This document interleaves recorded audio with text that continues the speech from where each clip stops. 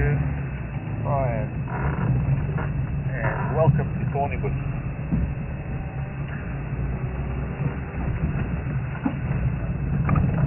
Welcome to our PM safari. This is Wild Earth. We had a leopard come through camp only a few minutes ago, and the kids have only just finished shouting. Young male. It's one of the young males from the Malawan female, and it's always fresh tracks. Heard the monkeys shouting. I could see where they were looking. Couldn't get to it.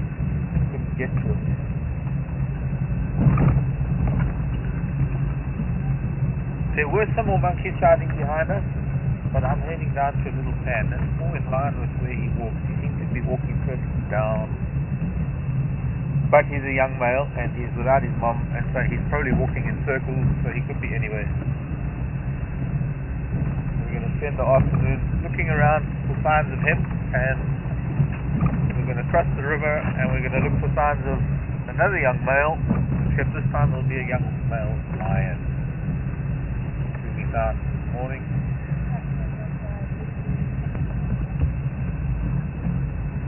I'll be happy to just see the tracks of the two cats.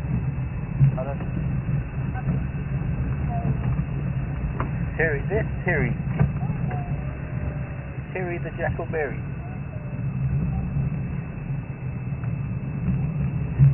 Except it's a bullbeat.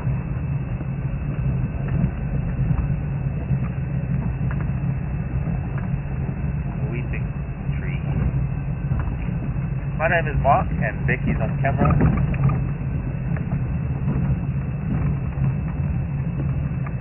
Brian is in SC, and between the three of us, we hope to bring you a Sunday afternoon ambling through a piece of African bush. We've got a camp on our left. This leopard came out of camp, came right through camp. Must have been a whole bunch of giraffe here, and I wonder if they're not those 3 males from this morning. 5 males. No, 6 males. Forget it.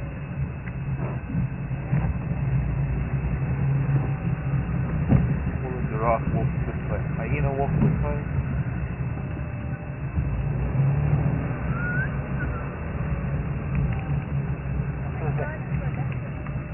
Well, I'm counting on your eyes, Becky. Okay, he can't be far. But his tracks aren't down here. He did probably cross that road. It seems he's been around for the last 2 days, but only crossing roads briefly.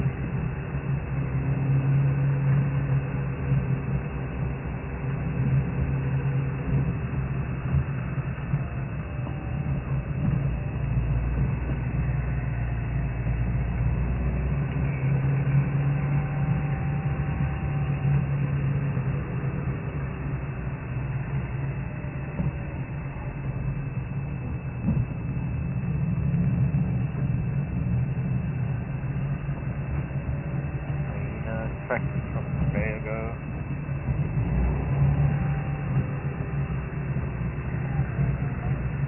Pardon? Okay, maybe it's pretty quiet. The Jarland camp was quiet, and then there were impalas out of camp that didn't make a noise. I wonder. Pardon? Well, yes, but we don't even have a victim yet. However, having seen several vultures flying just north of the river, it might be wise to have a gander. Oh, yonder.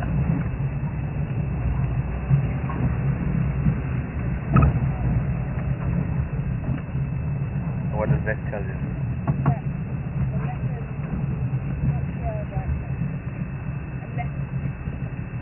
Unless it's talking then. Yes, indeed.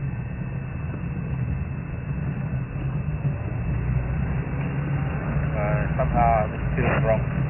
No, he didn't come this way. The monkeys seem to have followed him. we're here, we're going to check out the water.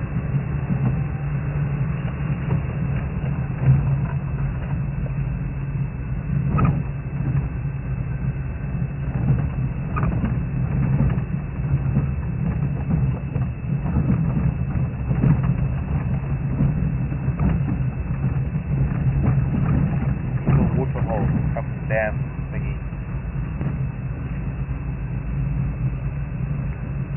So, I hope you've all had a wonderful weekend, or are having a wonderful weekend. The solstice weekend, summer solstice for some, winter for us, and quite amazingly, a very bright and interesting full moon.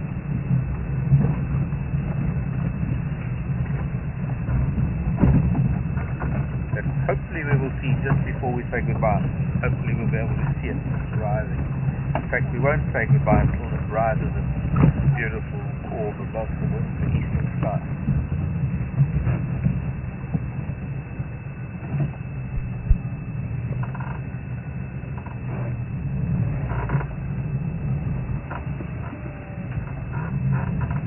Good afternoon, Nadav. Johannesburg. There's a heron. Heron wouldn't be there if the leopard was here. Hello, Nadav. Wanting to know, did I see the leopard and what time? No, I didn't see it. I just missed it. I was running around camp. First I went the one way because that's where I thought the monkeys were headed. And then I only got to them to find that they were climbing trees far enough away and going to the top and then looking 90 degrees to the west. I had to run back to FC and run the other way, and by the time I got there, so I saw the monkeys who saw him, and I saw his tracks. Precious leopard tracks are evidently.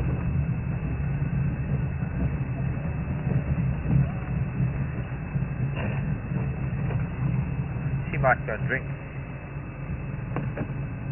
and there is there's the wildebeest. Maybe we'll see young Billy. Because this is the little girl giraffe that hangs out with the zebra. This is the giraffe that thinks she's a zebra. Okay. Heron is off. I wonder if we shouldn't wait. It looks like she'll have a drink.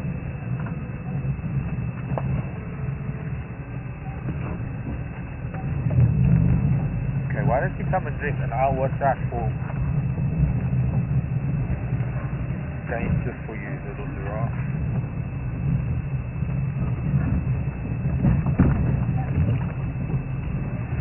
Pardon?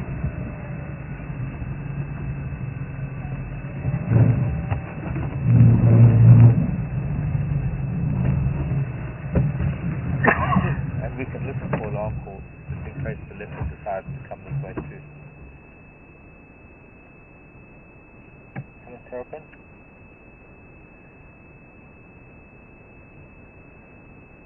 We might be too close. And pan down over there, we would possibly be too far.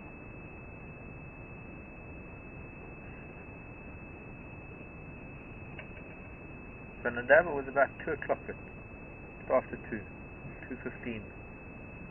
So we have a leopard not far. There are certainly enough animals around for if he's still moving around, he's going to set off alarm calls any minute. A lot of impala, monkeys, manana.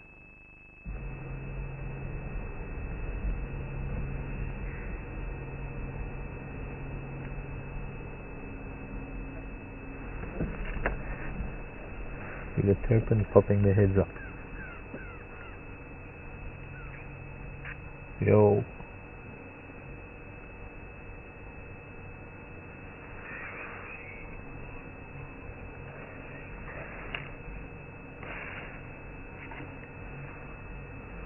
David wants to know how often I change the band on my hat.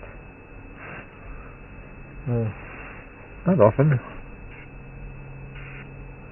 It's just time that they all got a bit of a wash. Actually, I went home the other day and I was going to bring a couple more hats.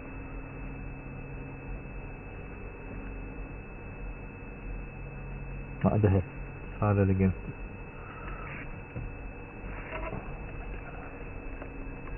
Doesn't sound like there's anyone on the drive tunnel yet.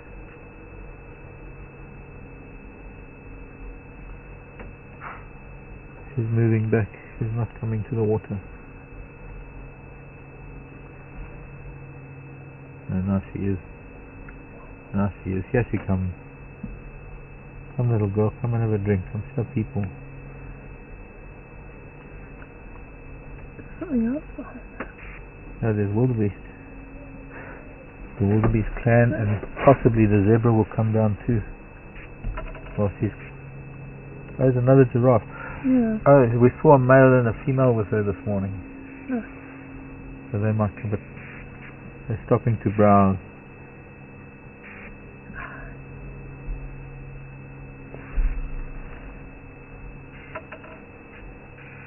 It doesn't help. You see you go calling. You're not to switch that way. I'm switching this radio on and it's going to blast your ear. Which one? Okay.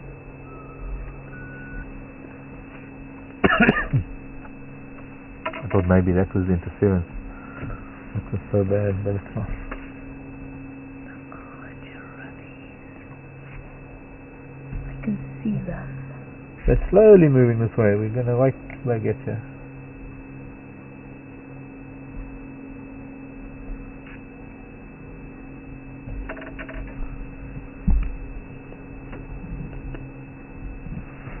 Although it might take longer than most people are patient for.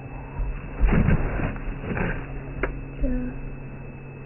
Oh, they're coming on the road behind us now.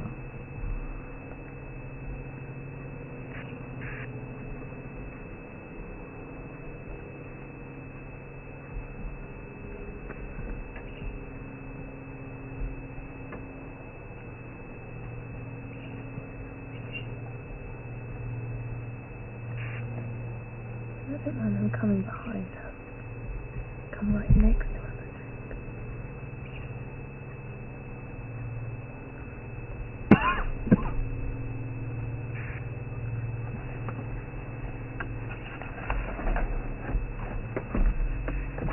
You didn't get the stage right. No, didn't get the memo.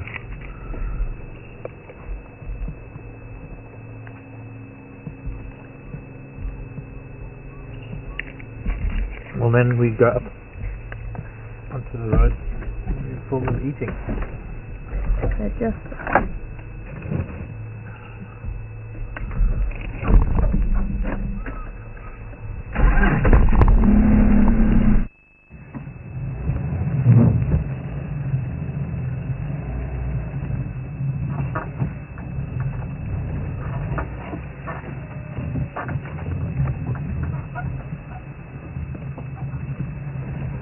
Done right, backwards and forwards.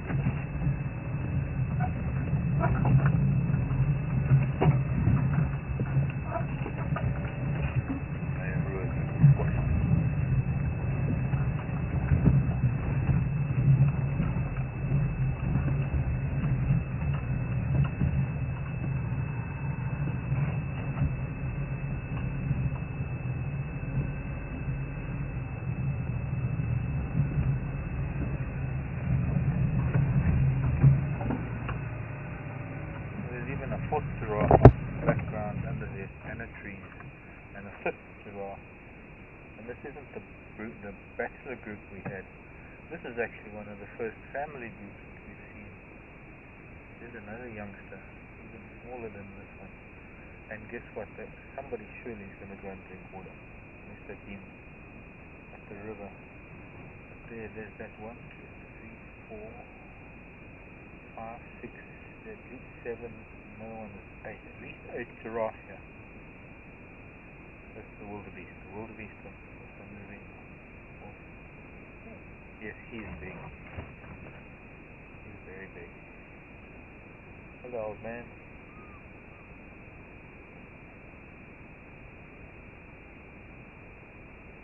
not the breeding herd, or rather bachelor group. We saw a bachelor group of 6 this morning,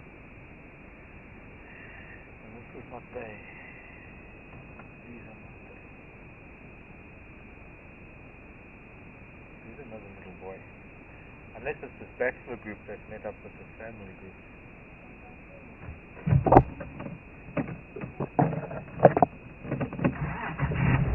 I've known there was so many.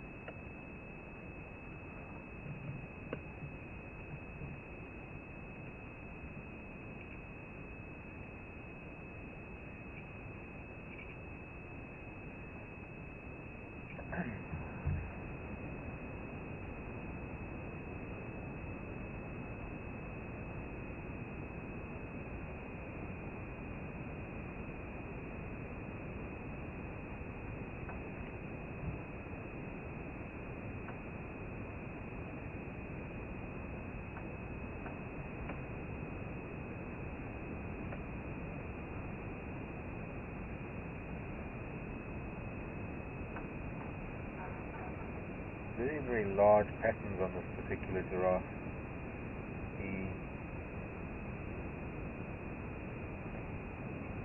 The outer edges to all his patterns, very, very neat compared to some giraffes who have different markings. You'll notice quite a variety of markings amongst these. So these are the southern giraffes. Look at him, beautiful.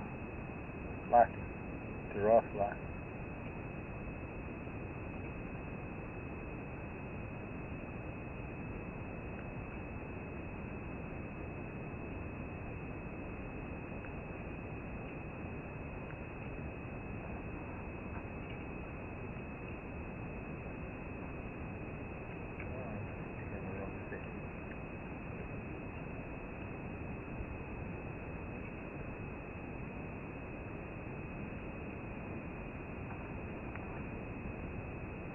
this big bull's going to come out here too. Strange enough, he's eating tambuti. He's just stripping tambuti leaves as though they were candy. And if we were to get one drop of milk on our fingers and a hand touched the mouth, we would get such a case of the run. The old man sauntering. Yeah, that's a giraffe sauntering. He's actually kind of sauntering.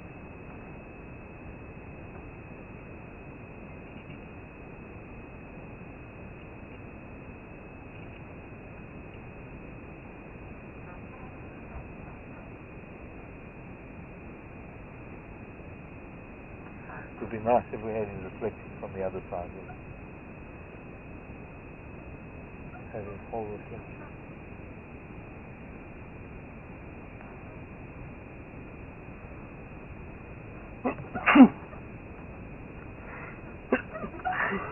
Sorry, Twiga.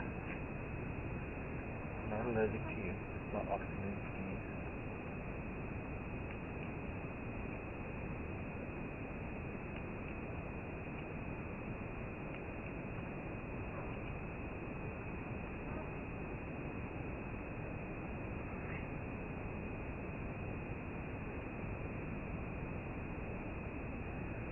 I think these are the bulls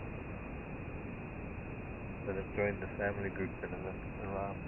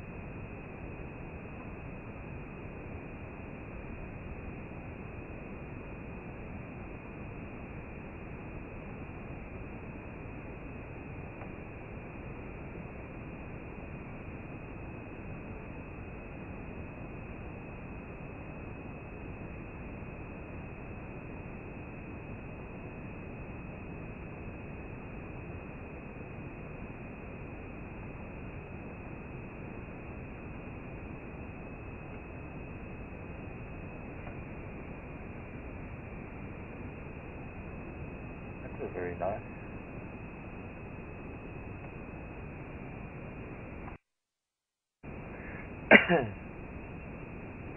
I think the rest of them have moved deeper in with the wildebeest.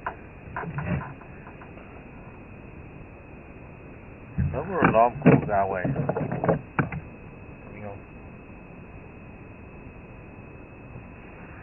Well, I can't talk up. Because there's a limit to how loud I can talk, so the volume's got to go up. Yeah, that... Yeah, I know, Brian, no, I'm just saying that for the benefit of the... I know, you're picking up the echo. Oh. No, I'm just saying for the benefit of the viewers that we're aware that the sound is bad, but I can't...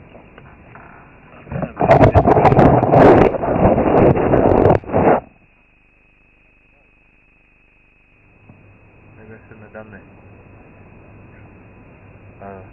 Well, that shows that the mic's working, but it's not picking up my voice properly. That's better? Very loud. Okay, now it's going to maybe be very loud. So we do a sound check again.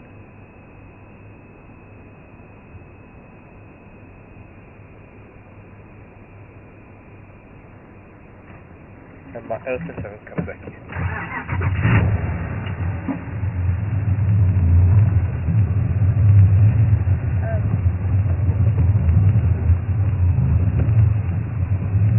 Up.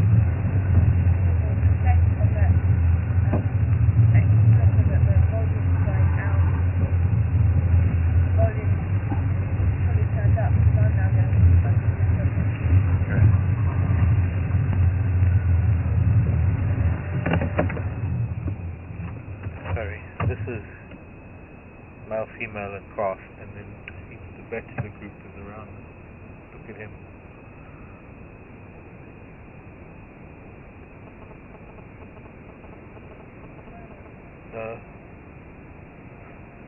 she's not switched it off. I heard something going ding, ding, ding, ding. No, my phone's off. Hello, little boy. You've got a few ticks on you. Yeah, we've got it.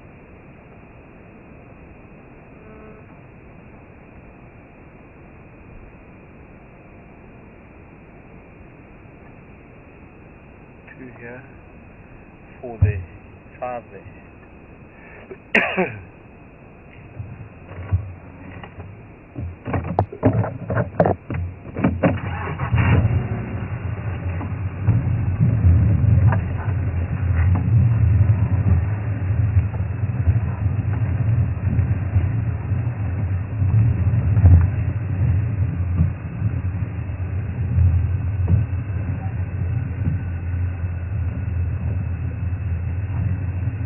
Off the leaves of the buffalo thorn.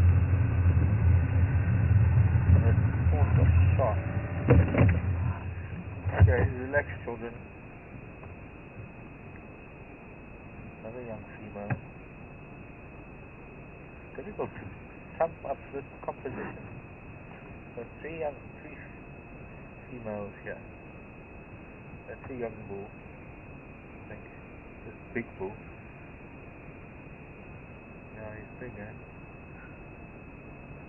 Hey, look at him next to that young female. Also now eating on this buffalo thorn. Oh.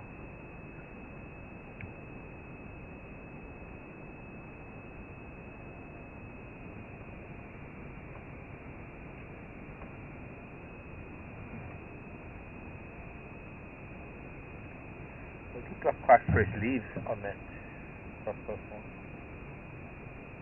Well, strange.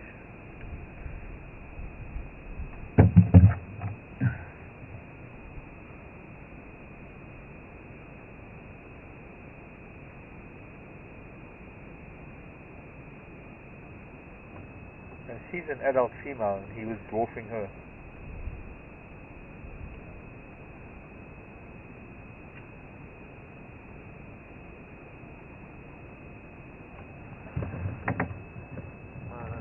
So they would do something behind our back.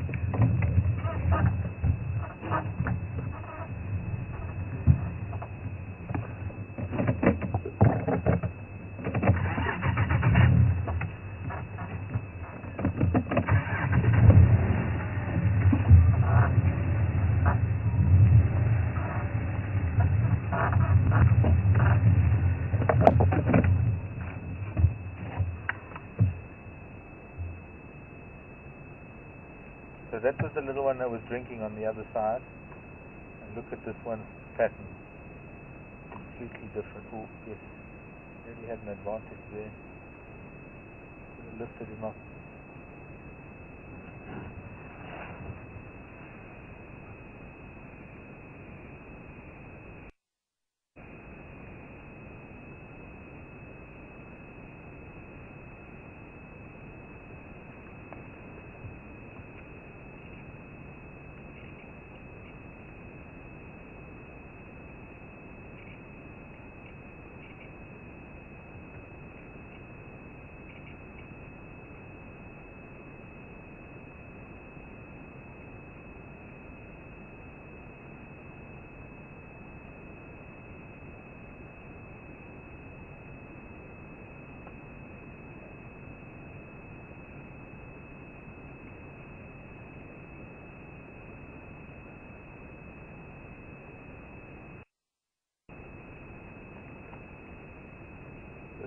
Back down and get his foot shuffling and blows and keep him on down.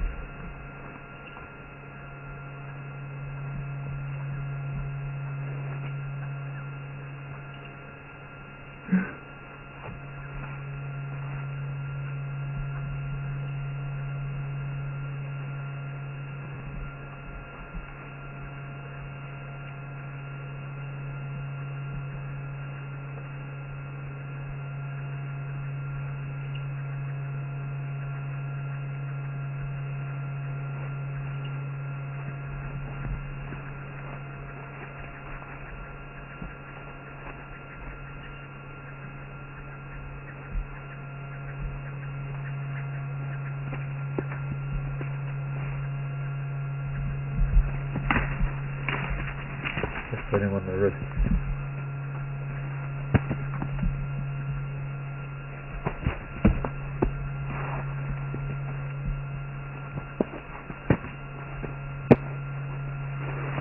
Oh, one stuck. Oh.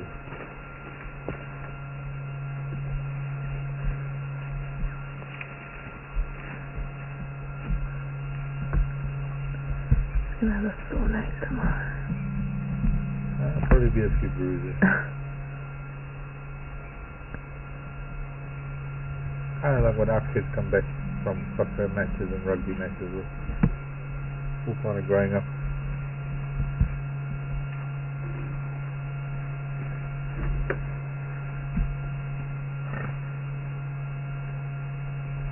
Kind of like this window, but it was just a rock. I think.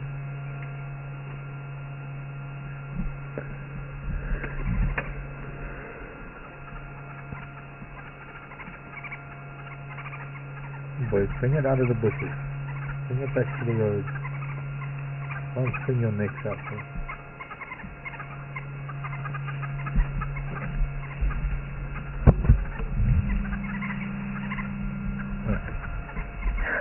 Then in dusky.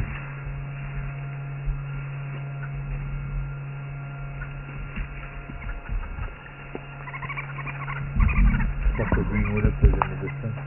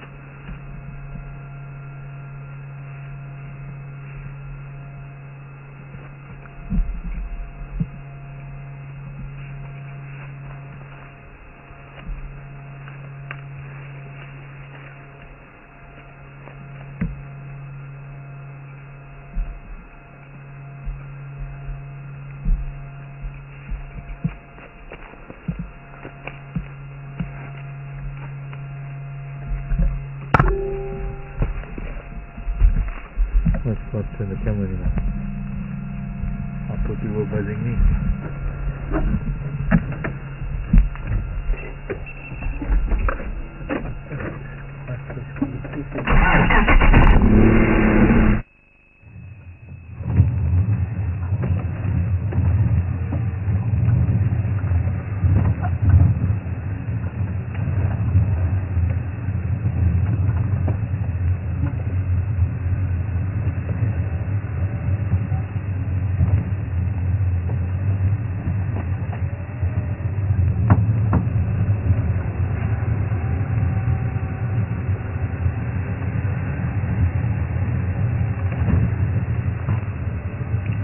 How fast they walk, they're already in front of us.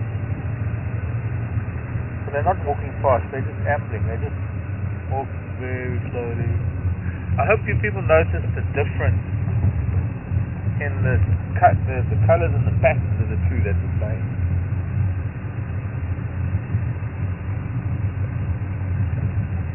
And kind of vast difference just in one species of giraffe, and different species of giraffe don't really vary that much.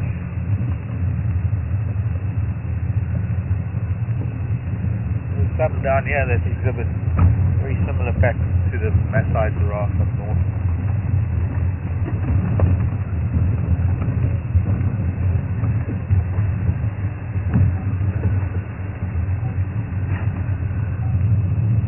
But this is a big giraffe. He's a monster. I think he's that one that I said one day was the basketball player of giraffe.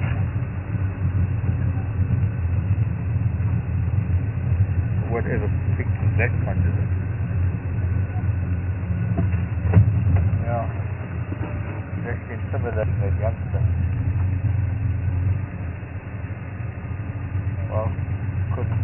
now, maybe she's in East. And that must be what brings these boys around, this family group. Okay, bye-bye, Giraffe. Our elephants are here, are still up north. They still haven't come further south from where they were near Royal Malawan, and so because they are there we can't see them, sadly. Tomorrow perhaps.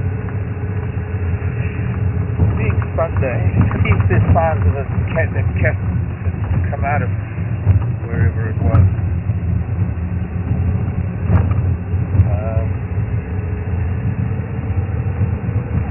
What? Oh, they tickle.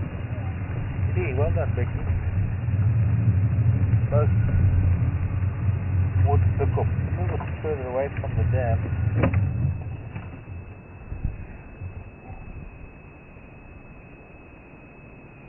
Extremely well camouflaged.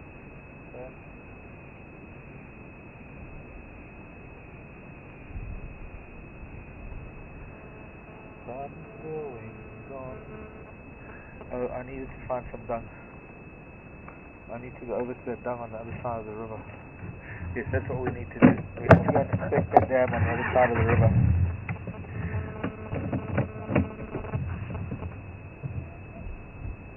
Hyena calling at this time of day. It's like that night.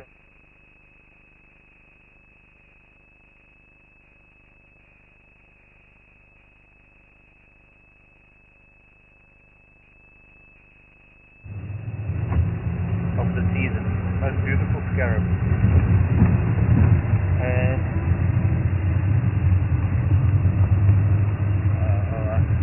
hang on a second, please, Ryan.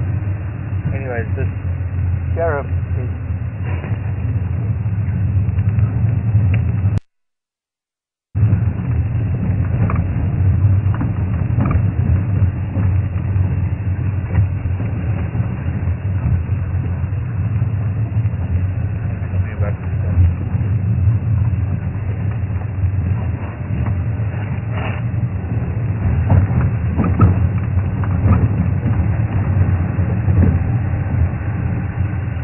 in Ohio, I think.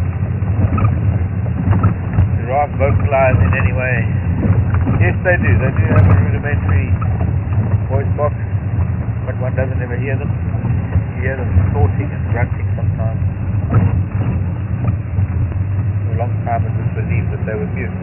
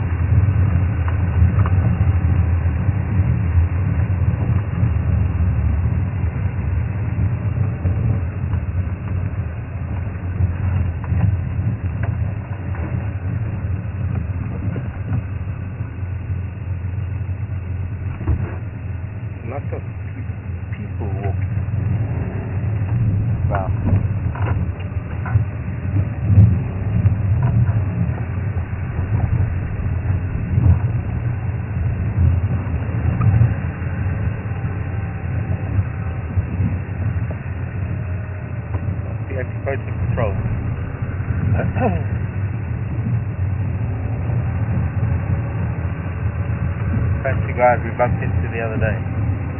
I recognize their boot prints.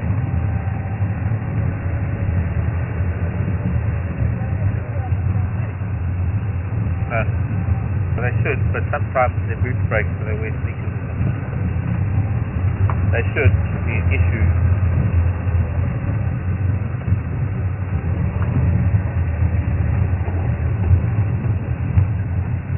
I remember the one day I came across a bunch of guys on a patrol.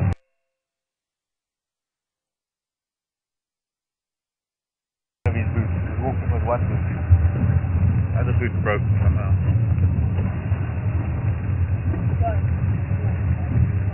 They do. Although this is footprints coming down to the river and back again. Somebody else. I hope it wasn't out. Pretty close to there. Looks like their boots. The same thread as their boots. This leopard, the same leopard that Brian saw here the other day coming back from drive. Mother let's come back. Or has, or I don't know. There's possibly something to look for at Albedo Pan.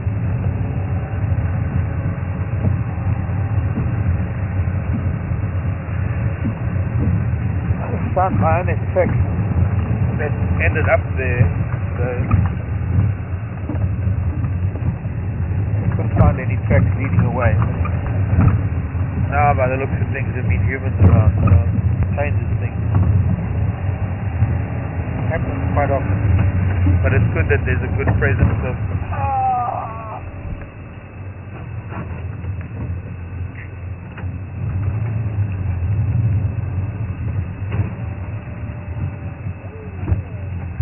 ants, and they're going both ways, so they're carrying a food source, so they're not going to be done anytime soon.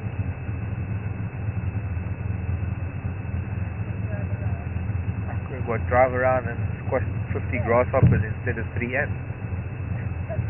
So what collateral damage are you willing to live with?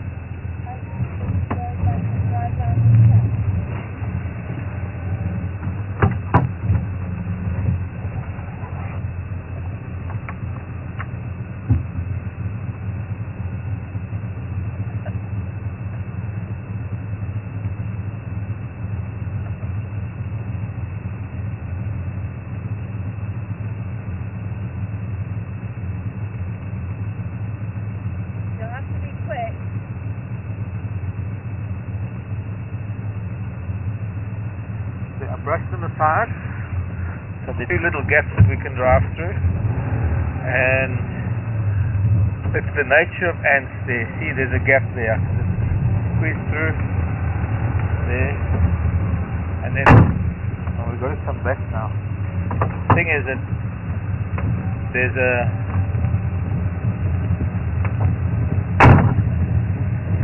very strong instinct to return back to the nest. So they regain their pheromone trail very quickly. Sorry, I'm trying to find it. This is what I wanted. I wanted this pile of dung, because I wanted to leave something here. I don't think it will get squashed, but anyways, it's not going to last long because it's the end of the season, and how beautiful this child is.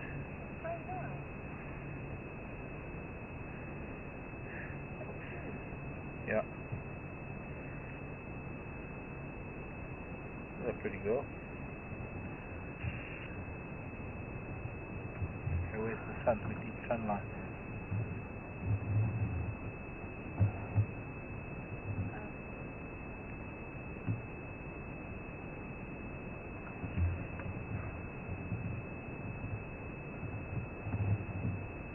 How you can smell it, I know. Okay, have you seen her here? No.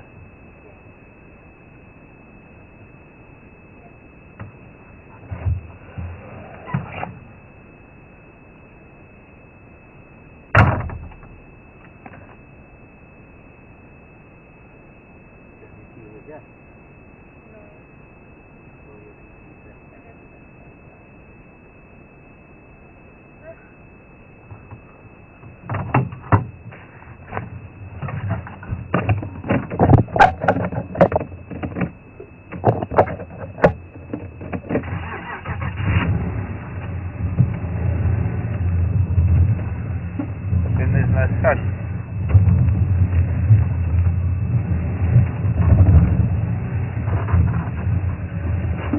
better.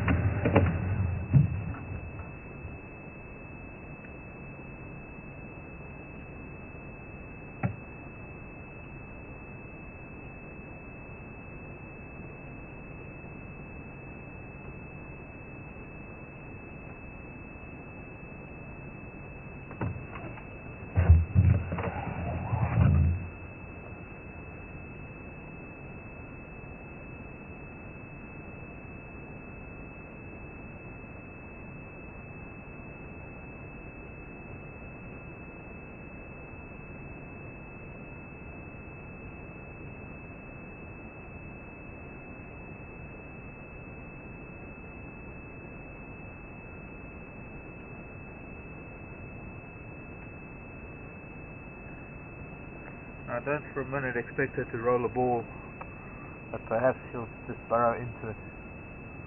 She's trying to do that already. The male has these incredible trident horns. You don't find it in the book.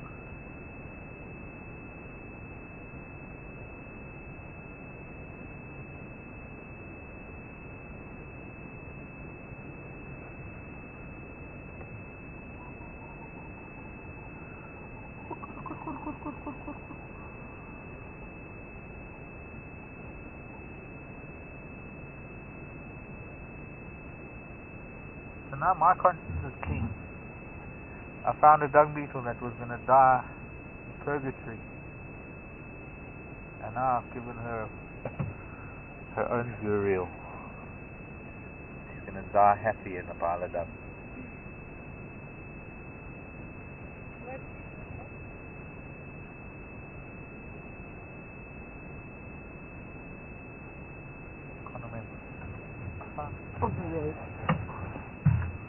Outside the reserve, gonna get squashed by a car.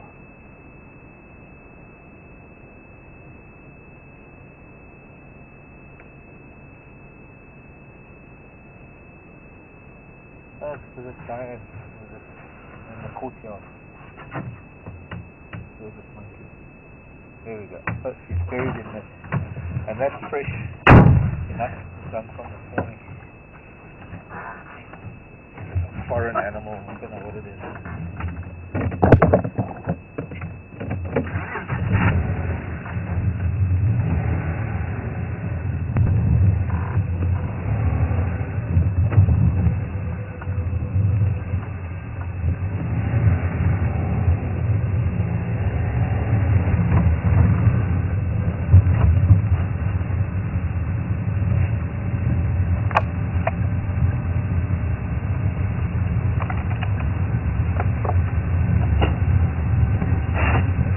So, for my next trick,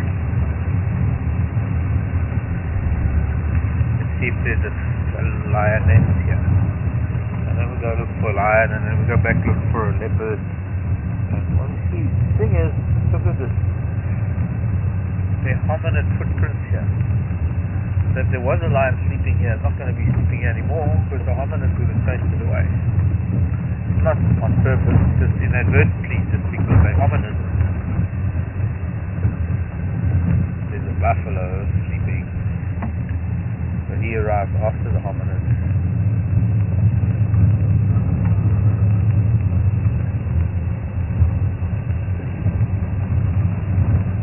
We're going to just split up.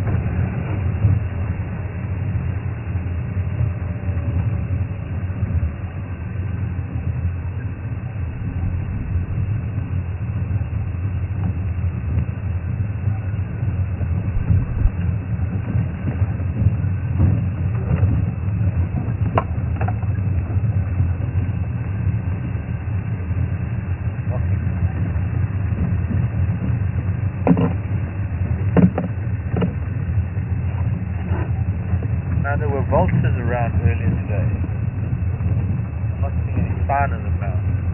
But then they weren't exactly hanging around in the trees, and they weren't exactly dropping out of the sky. But I also could figure out whether they were lifting off. No sign of any vultures now this way.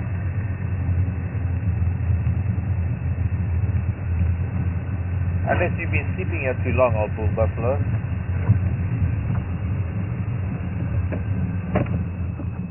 vultures come and talk to you? You told them you were just taking a nap. This is one of the bulls that comes into camp. I'm sure. The way the tracks work.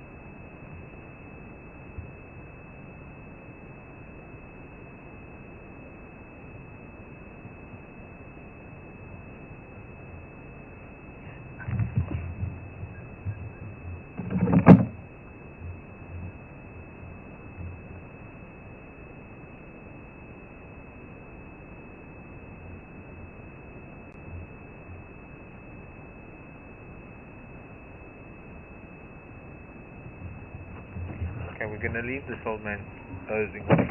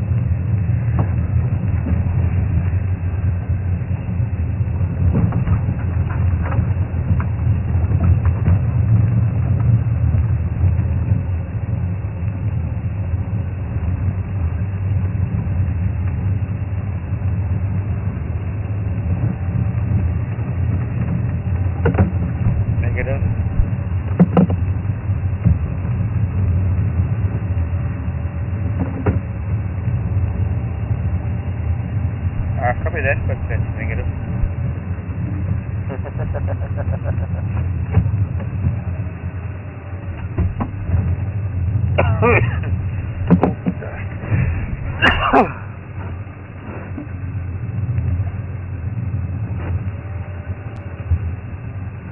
Man lifted. Let's get his track. These people on top of it.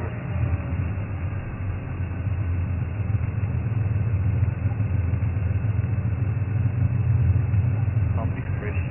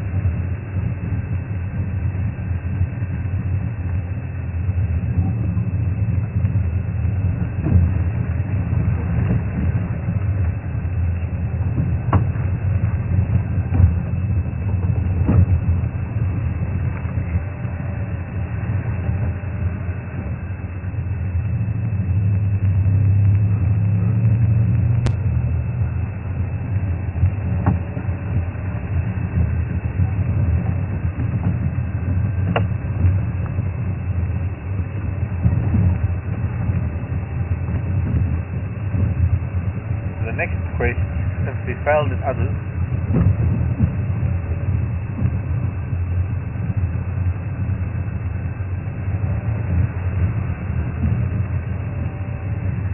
To see where the young male lion went.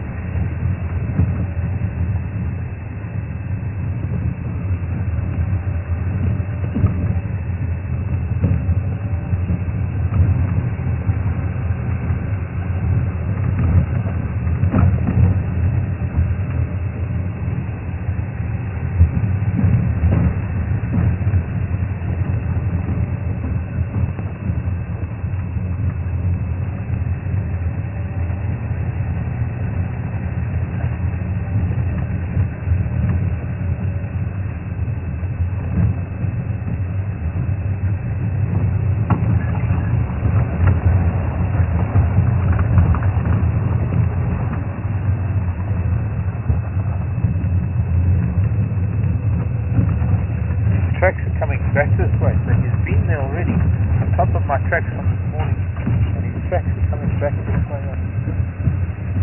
He went looking for something. Maybe he went looking for that young female who came down from the Aleti Road. So he's got to be here somewhere.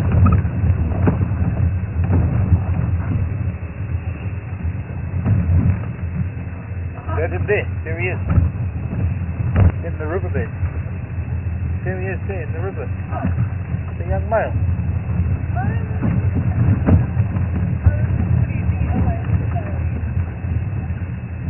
Where are you? Where have you been? You haven't been following me tracking.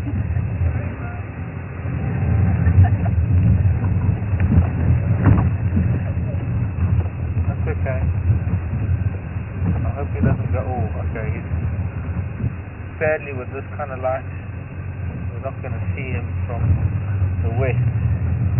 He's hiding behind a clump of grass in the middle of the sand.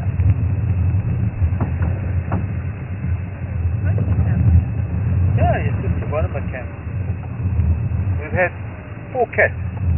In the last 6 hours, we had 4 cats within 100, 200 meters of camp.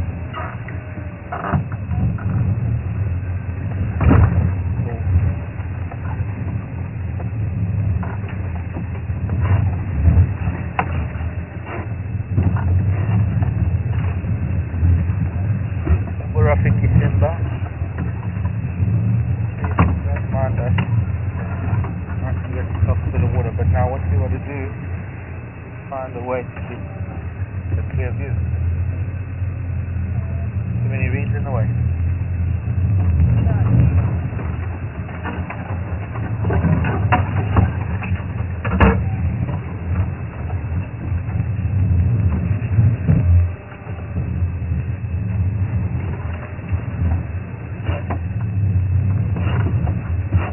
Good done. Number 1. Hello, Boyki. Us again. You know Becky and I. We've been with you before. You're good. Yeah. Pardon? Yeah, as long as you got.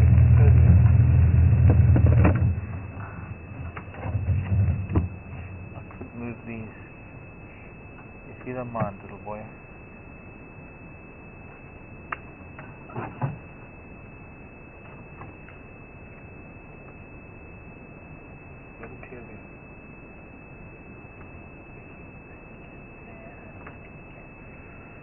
Well, he's going to move maybe because the sun's going down. It's the closest we've had lion to camp. Something we need to keep in mind of when we're walking around tonight, actually.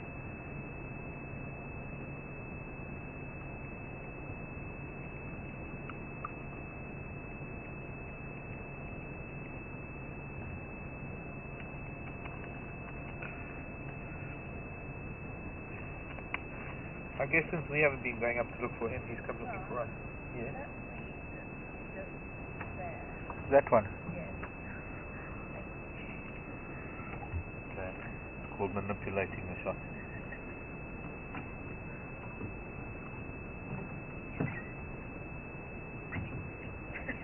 He's gonna get cross with me because he can see my arm.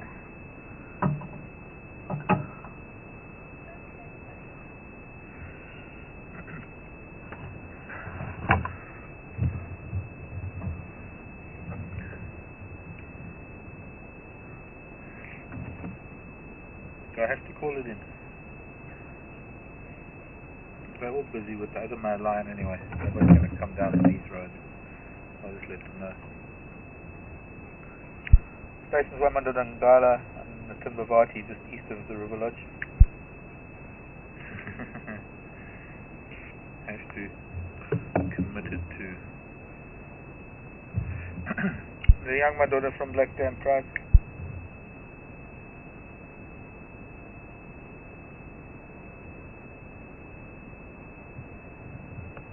Yeah, firm. He's lying on the sand.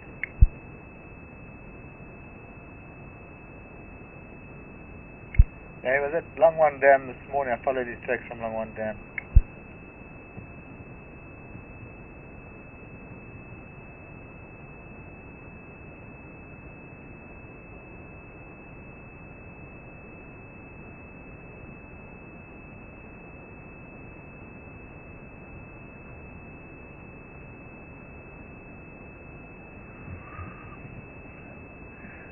Yeah, you're welcome, Gary.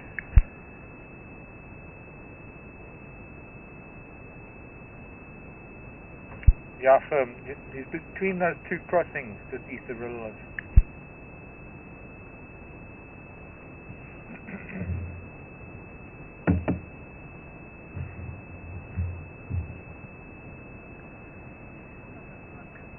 Thanks, Becky. Nice to. I know, I didn't want to call it in. Only Giraffe will come.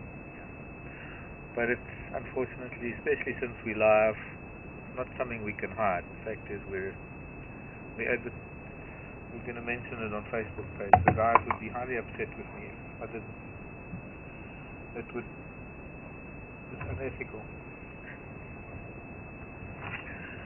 Welcome to Africa, everybody. Lovely Sunday afternoon. Here we are, a big male lion sitting in a riverbed. Sat in a riverbed. He's still sitting there. No, we are sat. No, we're sitting. No, we're sat. We sat this morning with him. Sat. Same argument I used to have with Tara. You English type. Does the Queen say sat? No, you're boring him. He says to sleep. That's my voice. Lulls people to sleep. That's why there are more people on the afternoon drive, because I put everybody to sleep on the morning drive. But word is that there is a big male visiting with one of the females up of the Black Dam Pride, which makes... Again. Which is why he's decided to take a sojourn down south. Just heard on the radio now.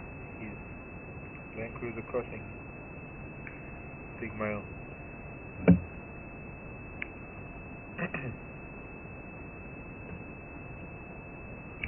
Ryan, which male is that?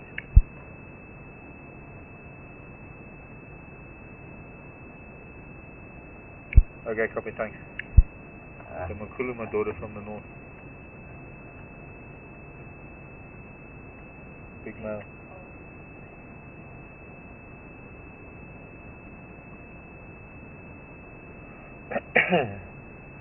So it's similar. It seems to be this is the pattern that seems to be developing. In fact, the very first time we had lion on drive, we had just lost signal. In fact, actually, I don't think we even had signal that morning.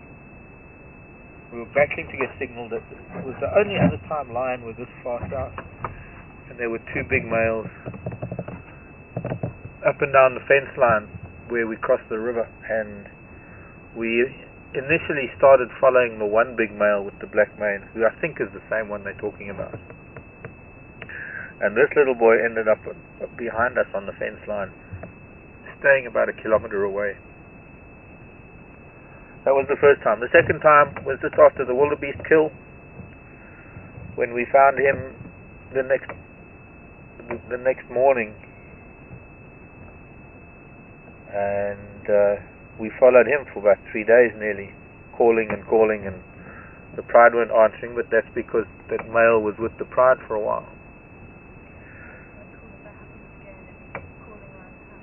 It would be amazing to go to sleep to the sound of lion.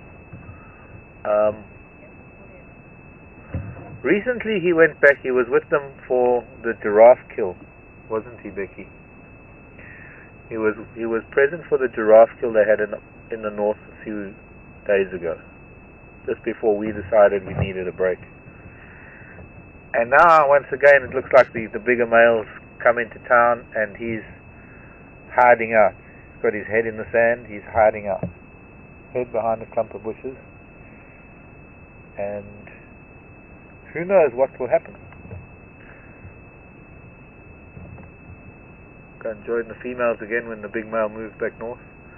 Then there were tracks this morning of a female coming in from the east. She must have come down the fence line from Neleti. We don't know who she is, whether she is maybe one of the pride. She might be his sister even, because she came walking down Neleti Road from an area where the pride tends to hang out. And the only lion that were found today was a female and a male. None of the younger females were found, so it could be her. Could be the young female that's supposedly a random young female that's just found her way into Thornybush. Only time will tell, because unless we see these children, we don't really know what they're up to. All a lot of guesswork, mostly, until we see them doing things.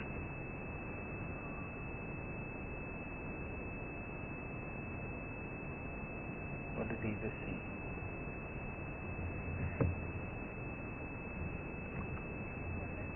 I was going to say, because we also, this is where Brian saw the leopard the other day.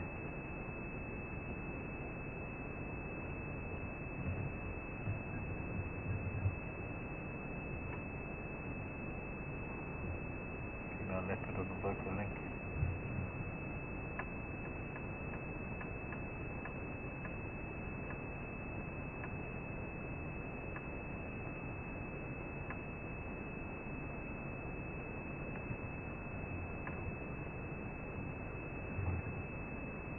It would be nice if we could get in from the other side, but then he might disappear into these reeds.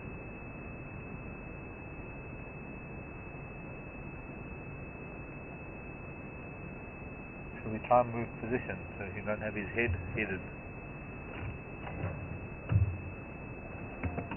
The light's getting a bit softer. I'm going to try and move forward so that I can get his line, almost his line of sight. See what it is that he's looking at.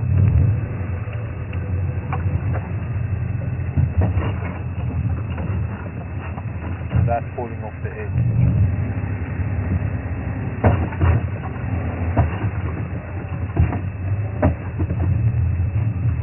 See what I want, big, I want you in this gap here. Oh.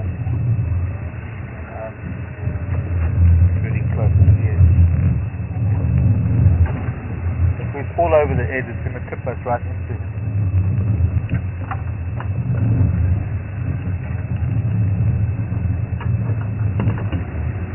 Ow. It's hiding out.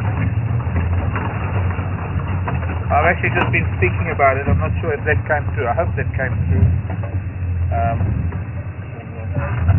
I know, if I go a little bit slow, let's just watch the back wheel around over the edge there. And that should be good for the camera.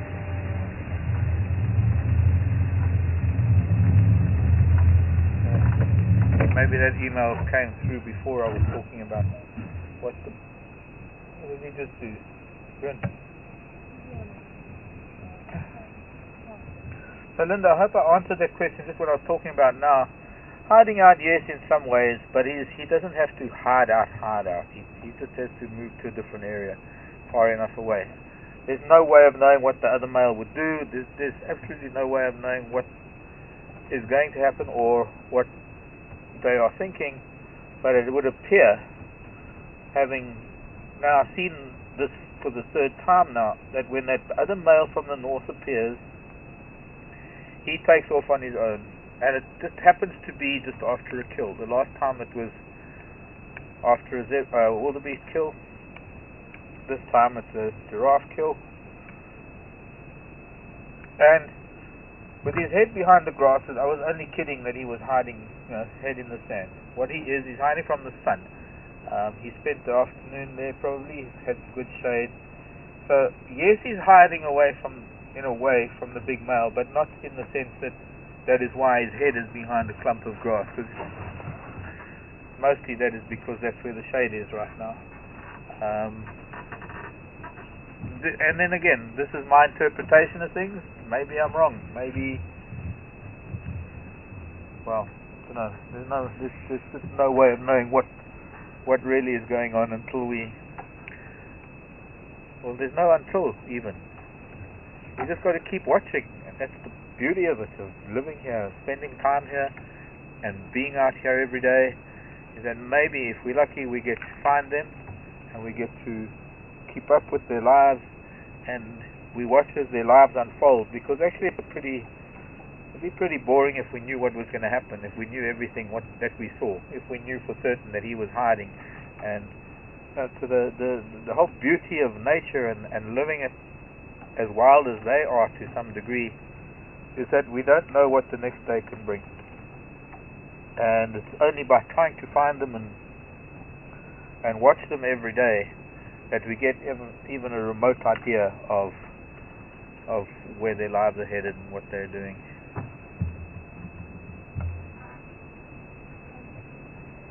I like him too, actually. I like him a lot. I kind of identify with him.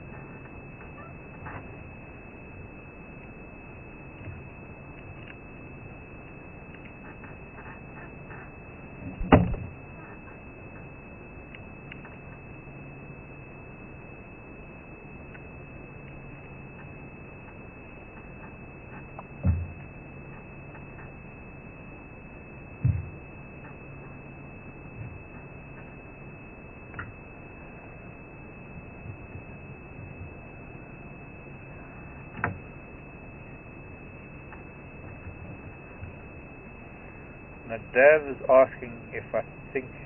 Hang on.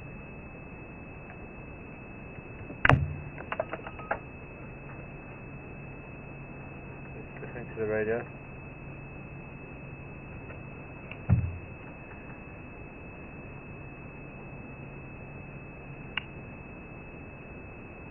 Okay. Nadav is asking. So now I forgot. See, I was listening to the radio and they were talking about the other lion, so my brain changed gear. What did Nadav ask?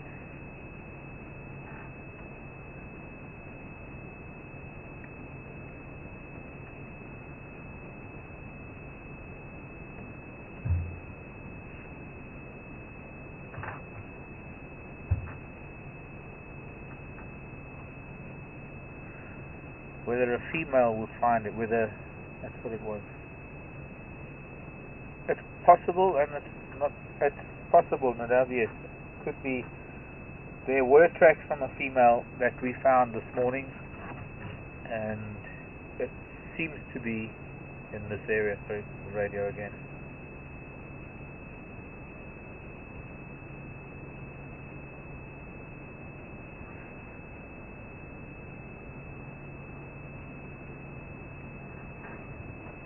Just to keep track of the radio every now and then, because I am expecting game drives to respond. This is, after all, their game reserve. But Nadav, there appears to be a young female in the area. We don't know if she's... Hang on.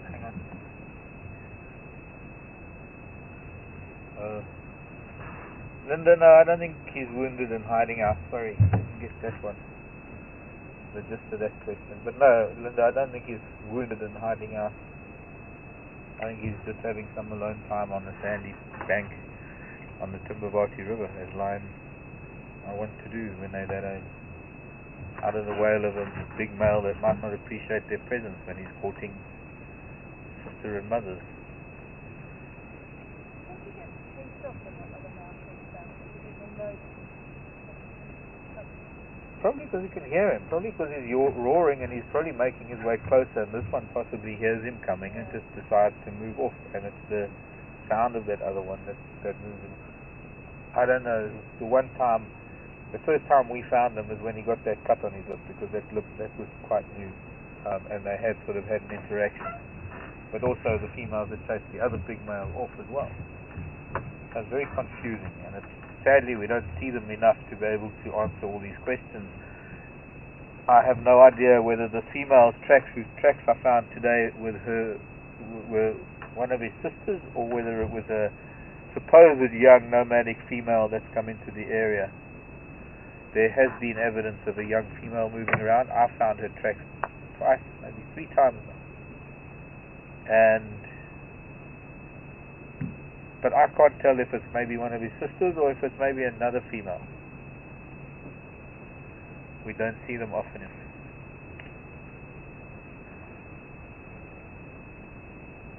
It could be that she ran away because she heard the big male coming and he's come down looking for her. But she came from the north, she moved east and then she came south along the fence line and then started going west.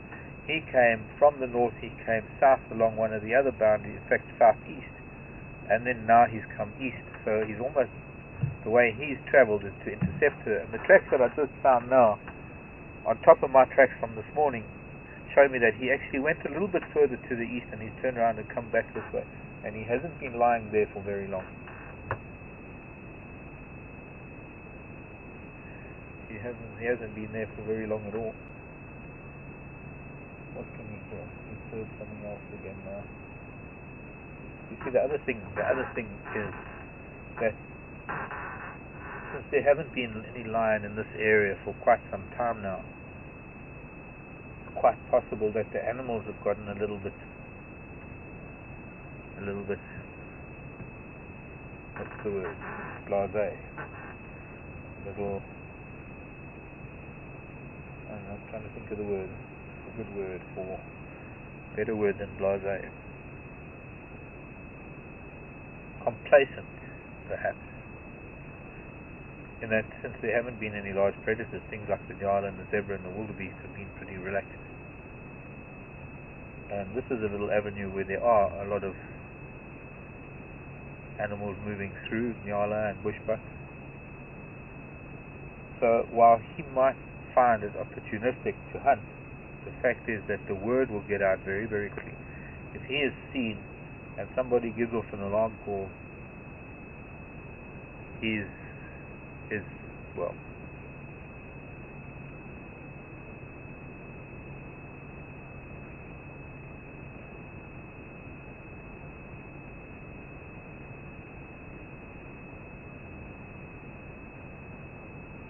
he might as well go back to the north and face other males, because he's certainly not going to get anything to eat here, because everybody's going to suddenly get the word out that there's a lion in the area.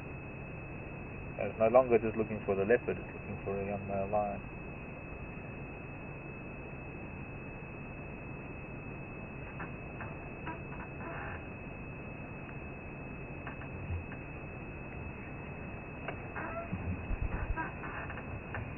So just see if we move a little bit.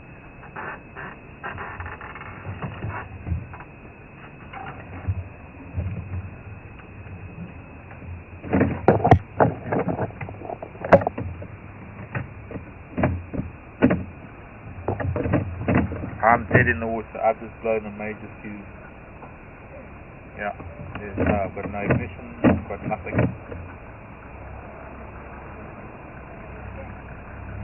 Pardon? I've just blown the fuse. No, my ignition is dead. I'm dead in the water. I would move for you, but I've just heard a fuse go. No. Also, my dead body will a Land Cruiser pull the Land Rover. Good afternoon. I'll find the fuse.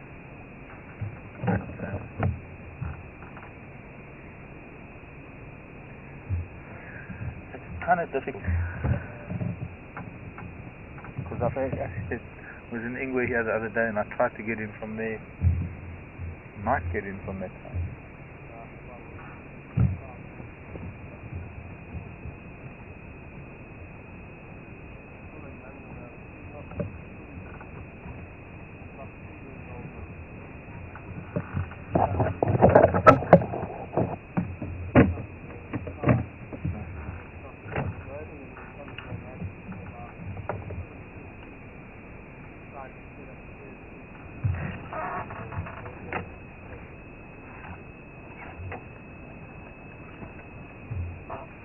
there was a female that came down near Leti, and then I think she came down the fence line, and then I saw her tracks this morning at LB the Pad. Him I found on Mangwa, but between this morning and this afternoon he's made his way east and now come back down. I don't know if he's looking for her, but one of his sisters.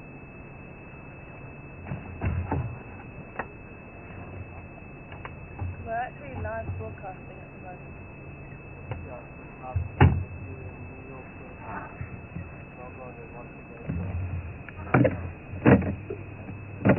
Okay, I'm alive again.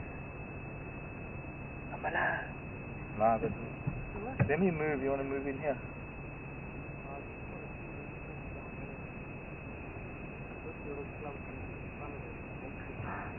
Also had young Madoda Ingwe in camp at 2 o'clock. No. I just heard monkeys. Found his tracks towards the gate. I was hoping to go there now, but I wanted to see if he's going to move.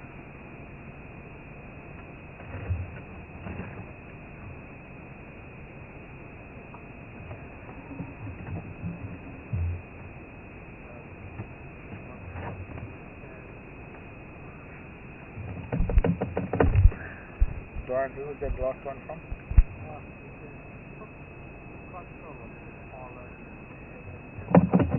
Donna in Florida.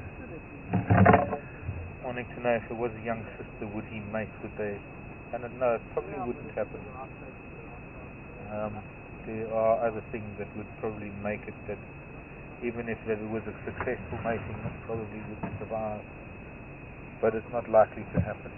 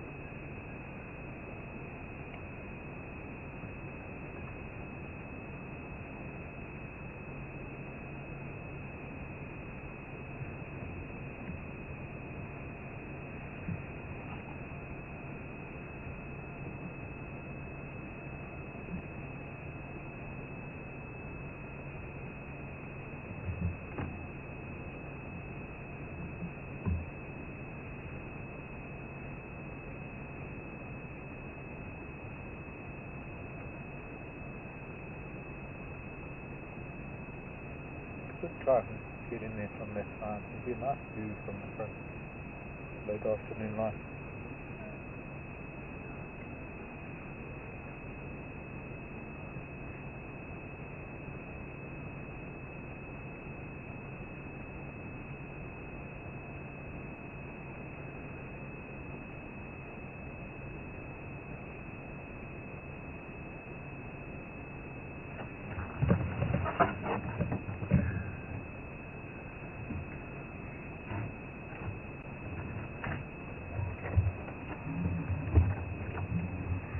Mind if I move the phone? I'm going to go around that side.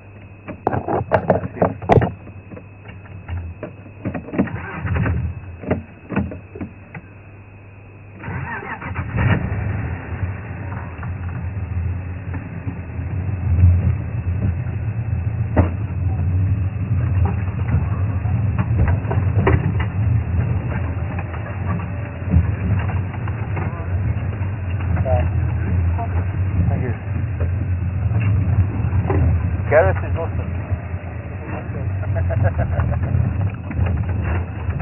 My driving leaves a lot to be desired.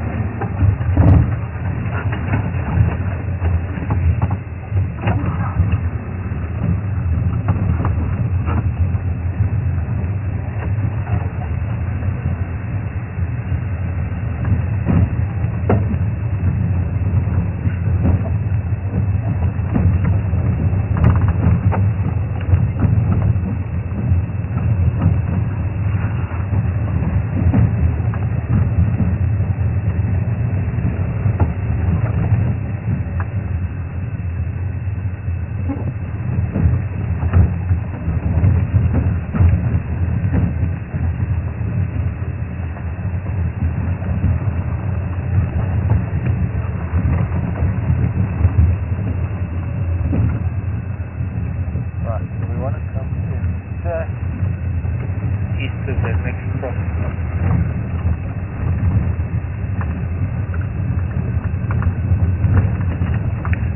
Okay, so where was I with questions? I think I might have forgotten one or two that Brian sent me. Sometimes it's difficult when there is another game drive vehicle in a what we call a lock, LOC, in a lock, a location, sighting, when there's something in a sight. Someone, Rachel in New Jersey, was asking, I think, if they would mate, if there was a sister of his around. I don't think so. She wouldn't let him, but she wouldn't display to him other criteria that are important. Yeah, I understand. Yeah, I understand. Thank you.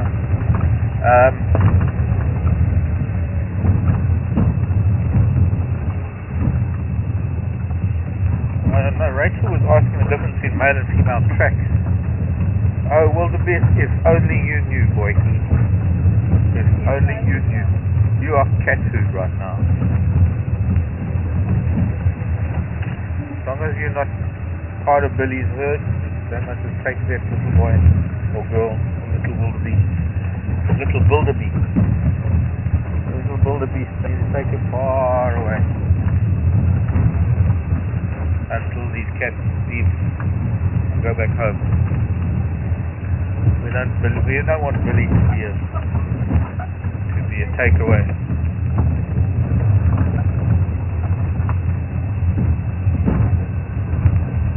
Lion sandwich.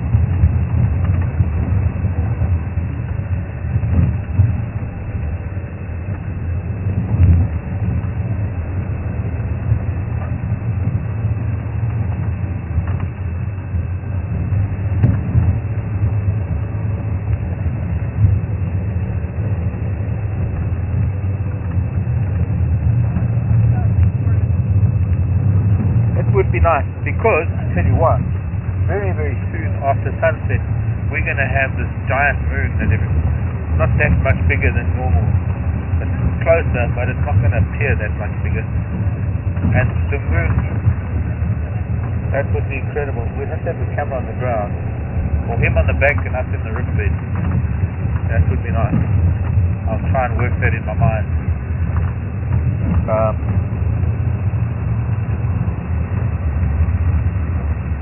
Sun setting and beautiful full moon that should be coming up soon. Right, now we got to try and get through somewhere here. Somewhere here there must be a gap.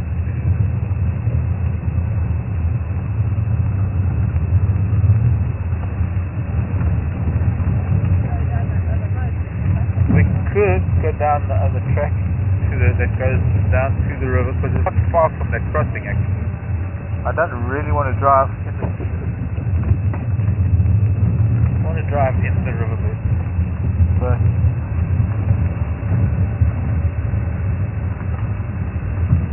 I always go down the bottom.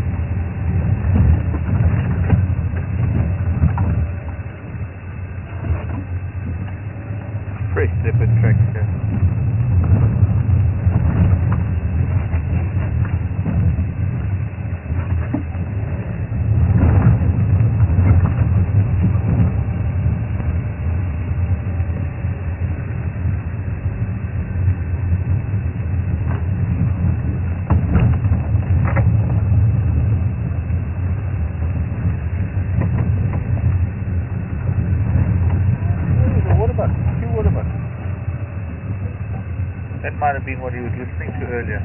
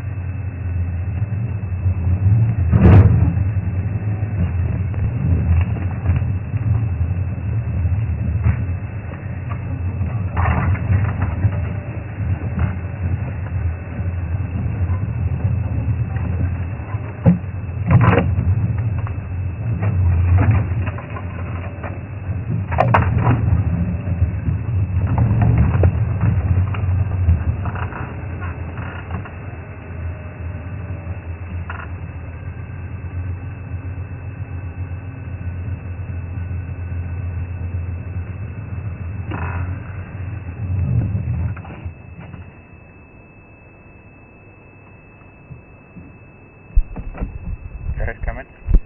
Wrong radio. Oops.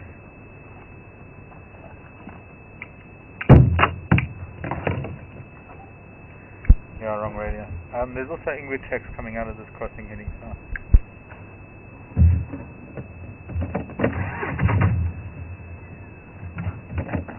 So we put it up there.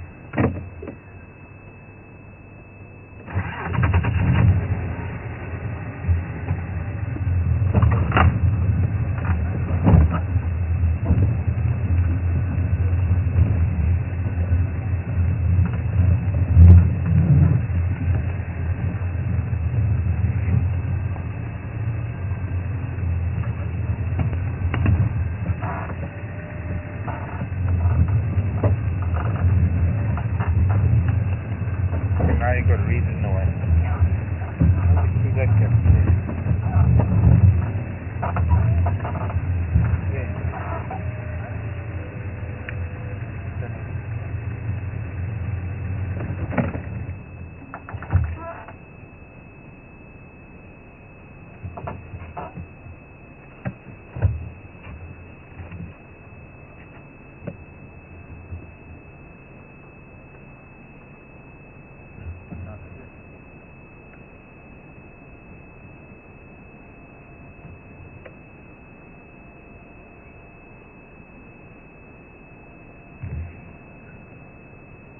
Linda was saying something about an injury. I'm not seeing anything.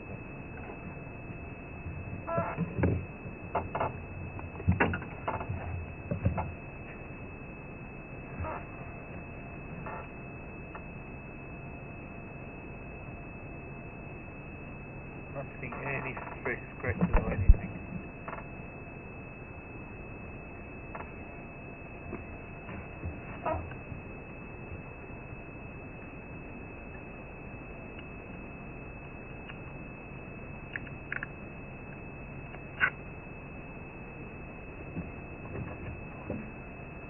Hello, Ellen. Decatur, Illinois.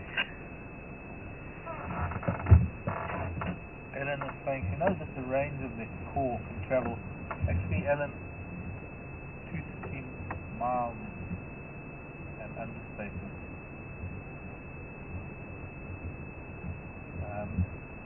I don't know if it's ever been recorded, the distance that they can hear. I would imagine that they have far more acute hearing than us, and that if we can hear a call at 5 miles, then Lion can probably hear it at 10. So I would imagine that with their acute hearing, slightly different matter entirely. I don't know how one would measure that. I don't know how one would be able to measure that.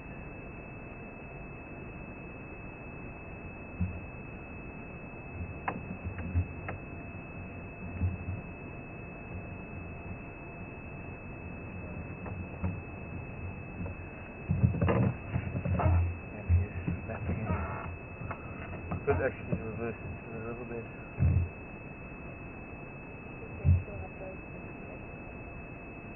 Once it drives down.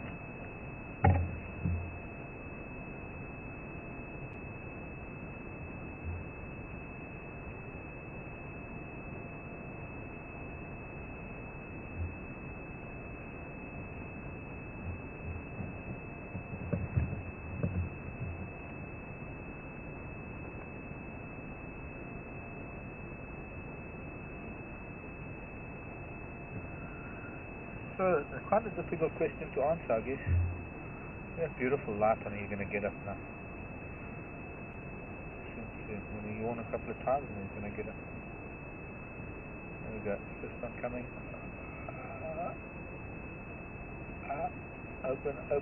Open wide.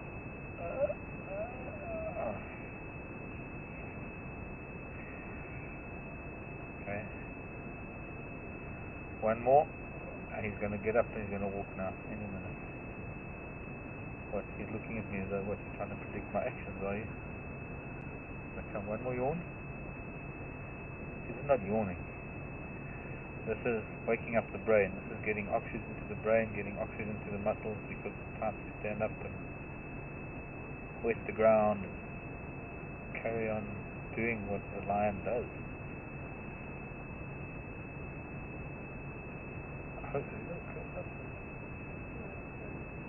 Beautiful. I wish I had a clear shot for my camera.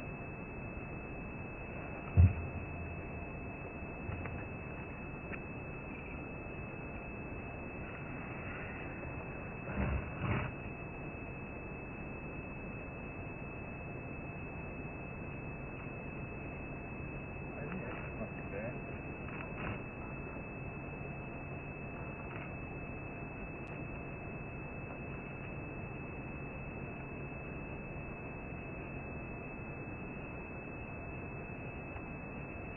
That's number 2. And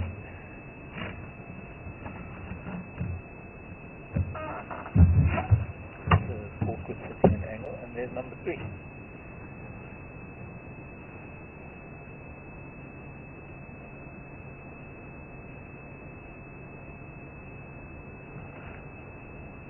And get up. Can I say I told you so?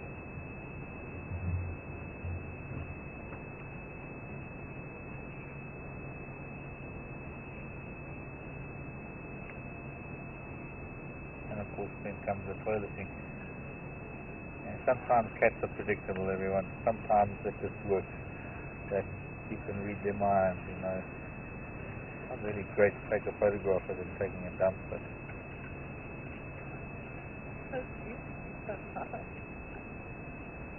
he's only having a he's gonna lie in the sun now. Oh, buddy. He will. I'll just come back that side. What's the law about being in the riverbed here? Oh, sorry.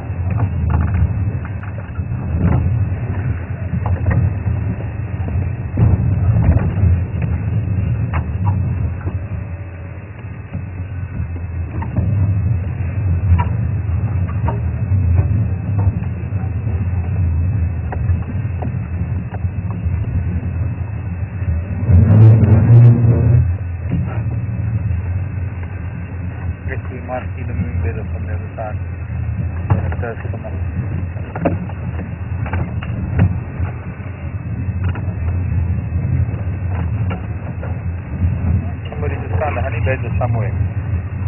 Alan?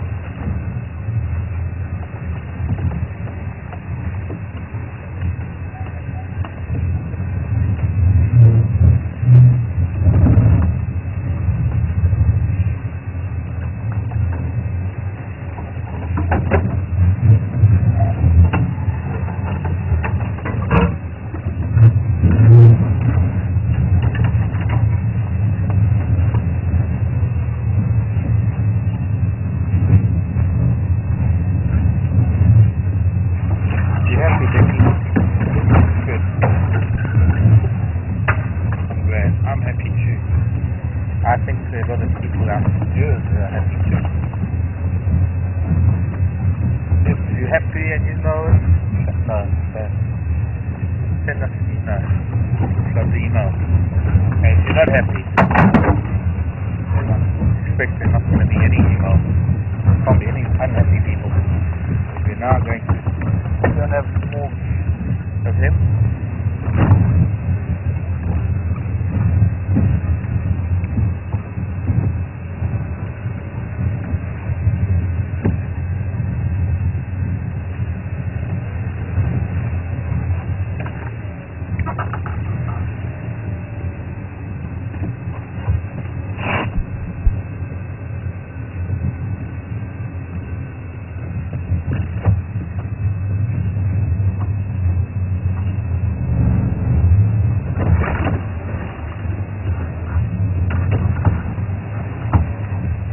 Donna, I think it is. Is it Donna?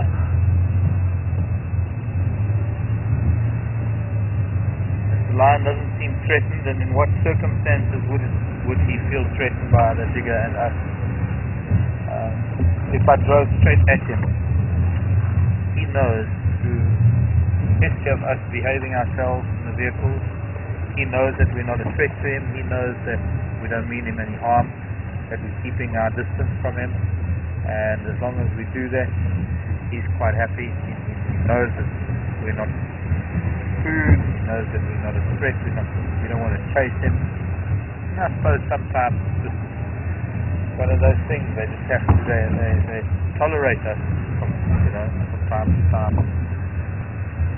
Excuse me now. Talk to Gareth. I am. You're welcome. Bye-bye.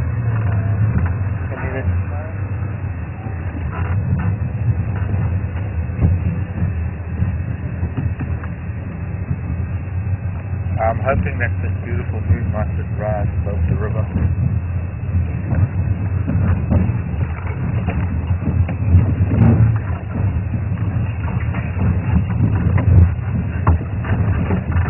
Now there are a few reeds in his way.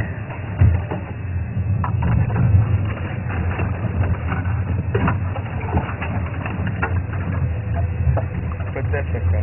You just want to sit with him. You don't always have to have a clear view.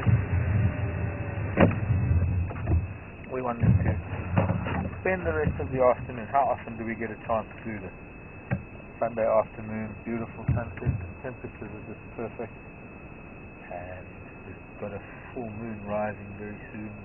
Beautiful sunset behind us up the river of the Thornybush River. And the male lion is trying to catch the last rays of the sun.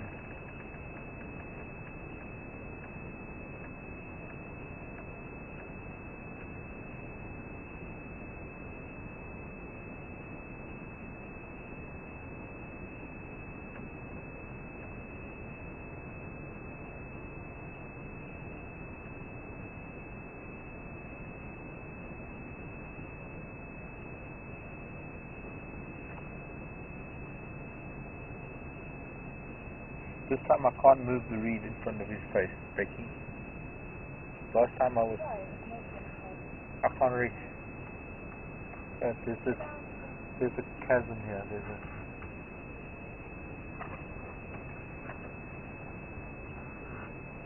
There's a Netherlands.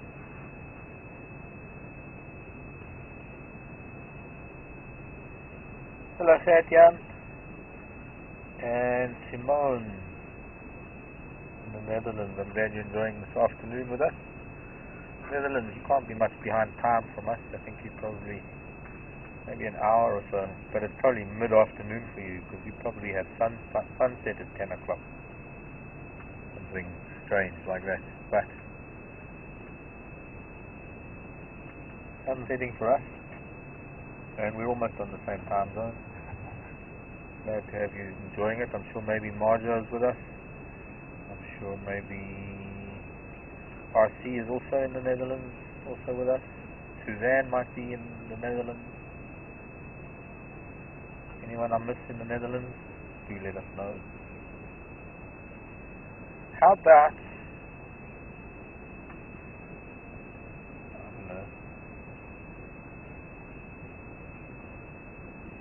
is there anyone in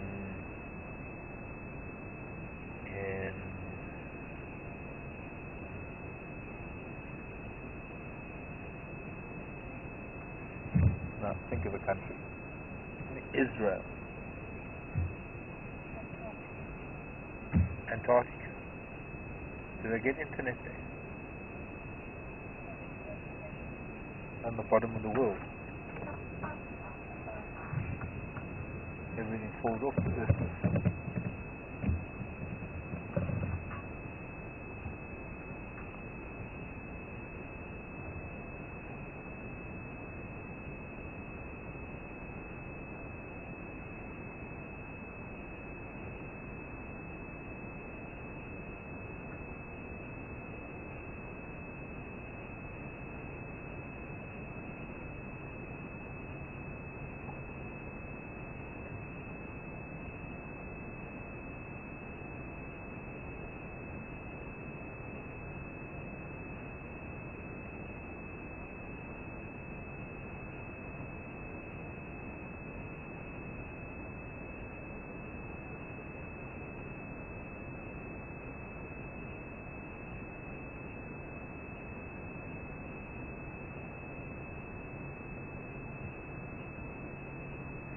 There's also moments like these, sometimes when you sit with a cat like this and he's sitting in a bowl, the world doesn't really know he's here yet. Well, so far there haven't been any primates to come and give his game away. There's moments like this when you, with this little bit of permanent water in the riverbed, there's possibility, and a few game pass too that come down to the spot. Possibility that something might come down, but of course he's not going to be able to catch anything because he's lying on the sand, so anything's going to see him as soon as they get here.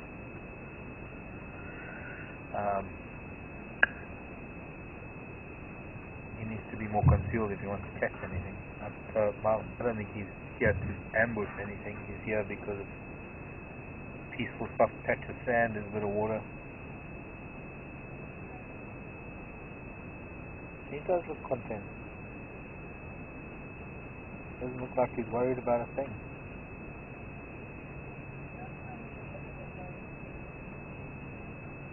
Yeah. So maybe he's realized we're his extended family now.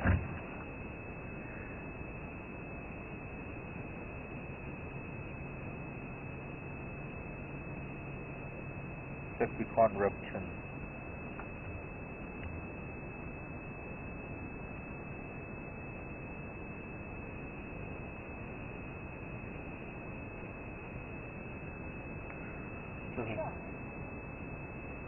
I could, I probably wouldn't have a face left sometimes. That he would see it.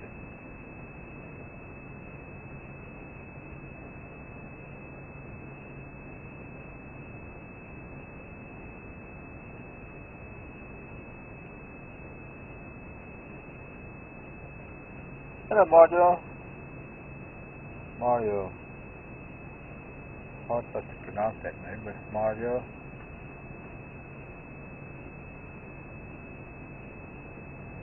Is watching. Recently returned from Africa. Mario was here a couple of weeks ago on safari at Thornybush, and then she went up to see Tara at the Leopard Project.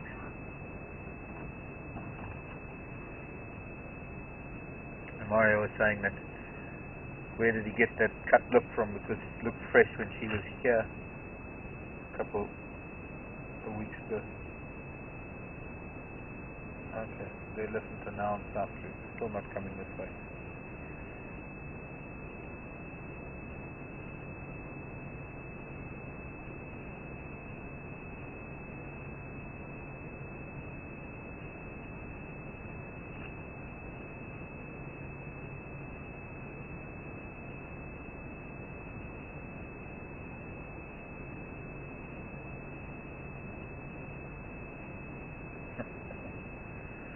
No, you sound normal. Okay, time to put that volume down. I don't know. That lip wound came from a couple of weeks before you were here. It might have been reopened. He was licking it when you were here. But he got it a day when first time we actually filmed the male lion. One of our first days when we lost signal, we couldn't be live. And we ended up going up the fence line and spending the morning with first that big male that was patrolling up and down. And that's when I learned, or was under the impression that he had come in from the timber party. And this one was calling and keeping his distance, also on the fence line. And then eventually he came up the fence line. There was a moment when the two males were almost together. They must have actually made contact, because then we saw him drinking at one of the pans, one of the photographs that I've got. In fact, I'll have a look for that, Marjo. Have a look on our Thornybush Private Nature Reserve site on Facebook. And we go back to a few weeks ago when I posted that. I think I've got one of him drinking. That was the day that he got that cut on his lip. I'll have a look at that tonight on my computer, because the photograph will have that date stamp on it.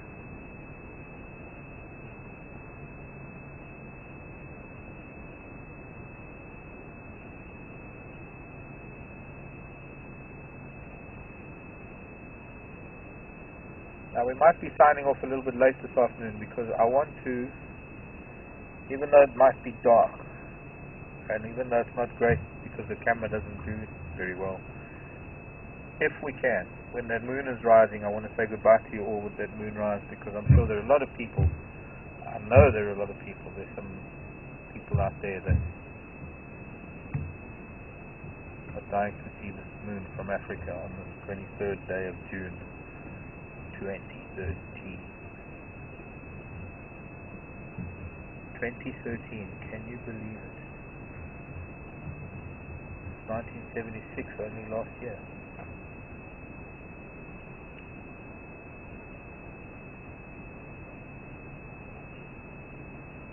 Yeah.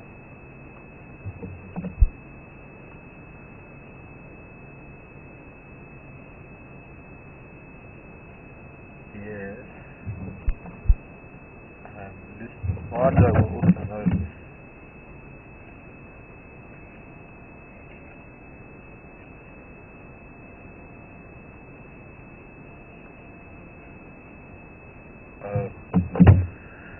Sorry, who's that from, please?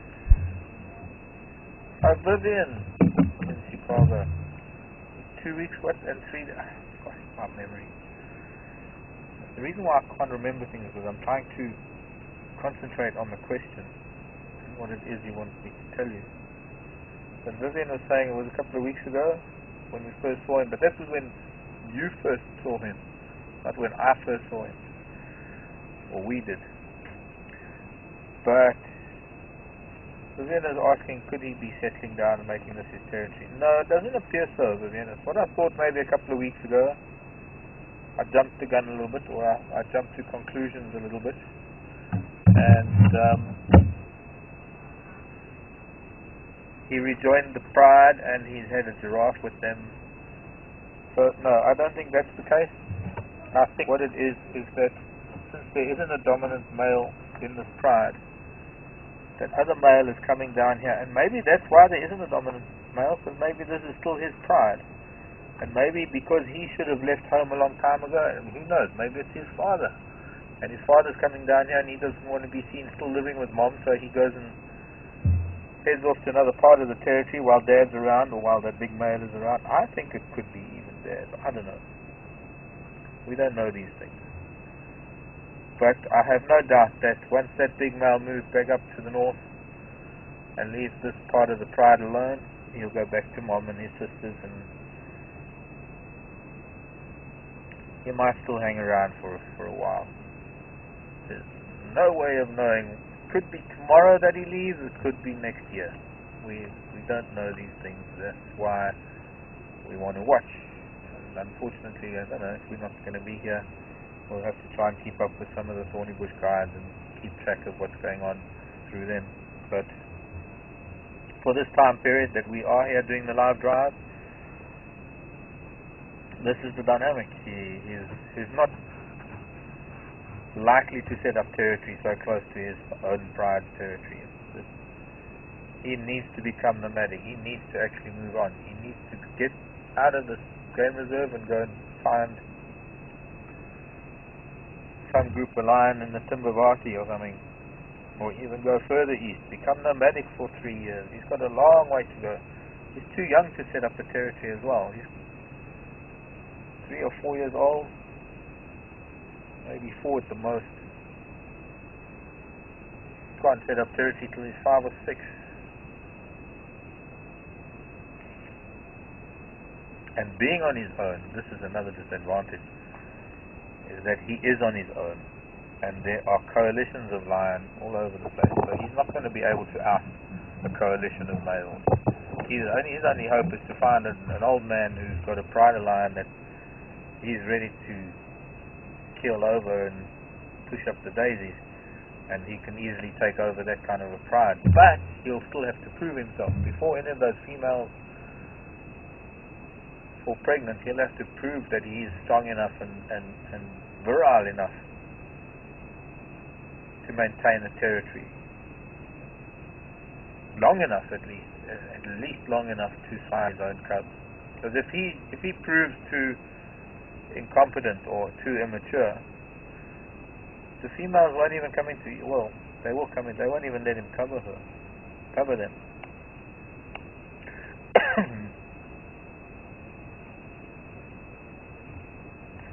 Sometimes with the new male, lionesses come into estrus just to keep the male interested. And then when he's proven that he can do things and he can look after the territory, and he or they, if it's a coalition, they're able to hold their own against other males, then maybe the lionesses will fall pregnant, have cubs. They're not going to have many sets. They're probably only going to have 1 set of cubs, maybe 2 in the tenureship of a male lion or a coalition.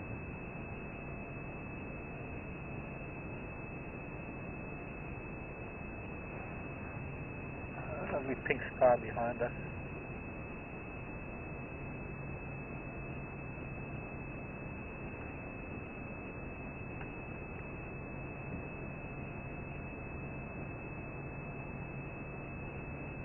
It would be nice if that other lioness appeared here now somewhere.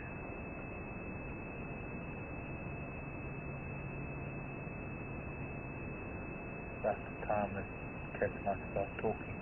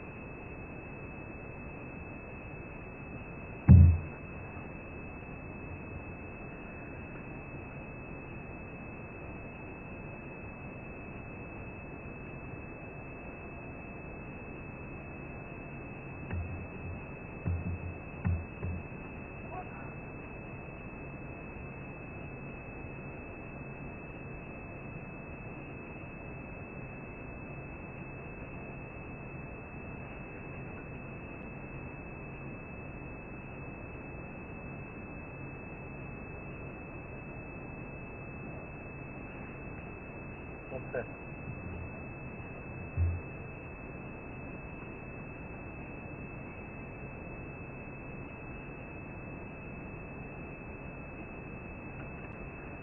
I heard a kudu barking in the distance, but he would have heard it too. He would have lifted his head. Maybe it was something on the radio. The radio's making a lot of noise.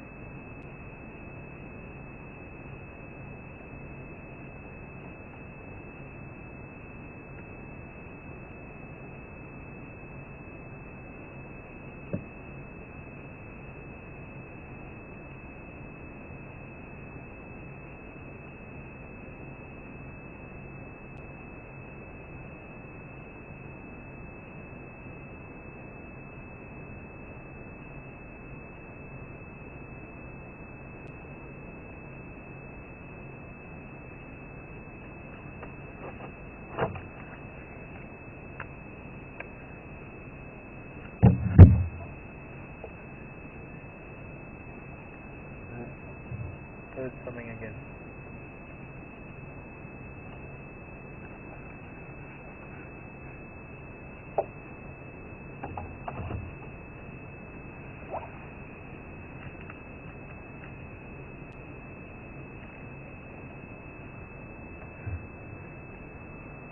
Is that one head, the flower head of that reed, is that directly in your way?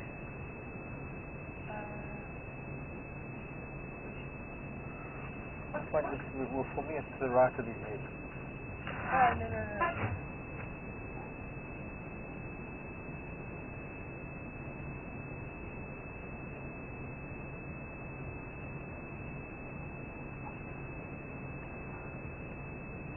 He's magnificent. He really is. He's going to be an incredible young male when he grows up.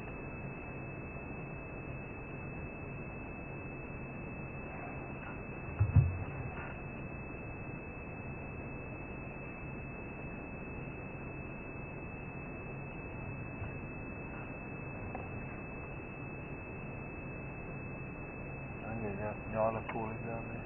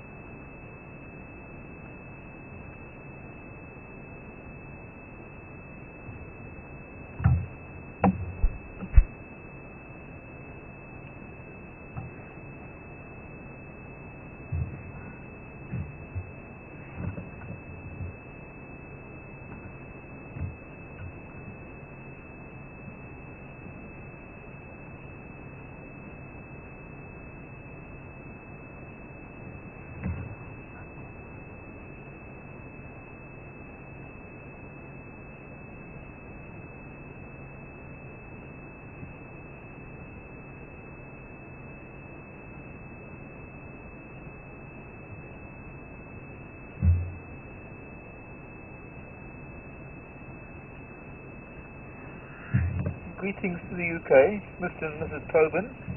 Hello Brian, hello Heather. Nice to hear from you. Great to have you on board as well. And just going to, while I'm talking, I'm just going to put on another layer, and then maybe another layer, and then maybe another layer. While we're looking for the moon, waiting for the moon, I don't know, it might be a little bit to the... So, we should be facing the right direction, unless that Jacoberian bluebeam is going to be in the way. It would be nice if it happened to rise from downstream. But interesting information from Brian and Heather, saying they watched a documentary about birds or raptors that had predominantly an African theme, and there was a batalier that was aggressive towards all the other birds of prey, including the cheetah, and wanting to know if that's normal behavior. I wouldn't say so. No. I'd say it's particularly obstreperous, particularly bold, and particularly wacko batalier that must have been doing that. I can't say that I've ever seen a batalier being that aggressive.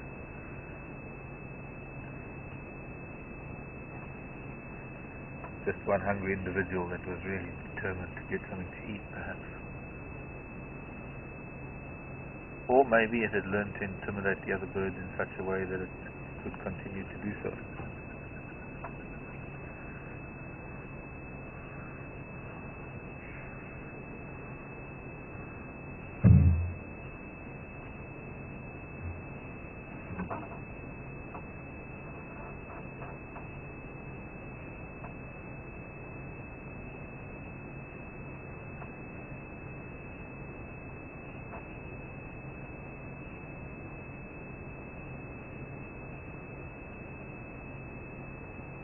It is getting worse. This interference.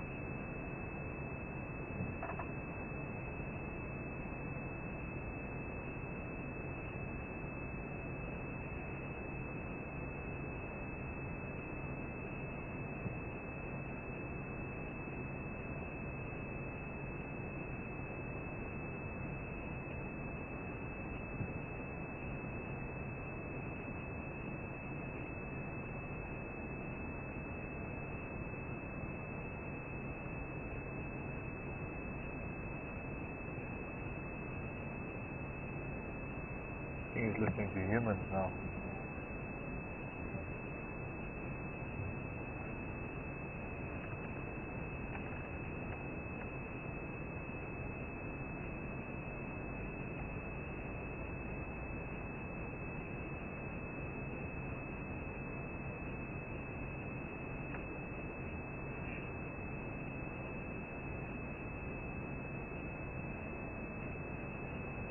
Yeah.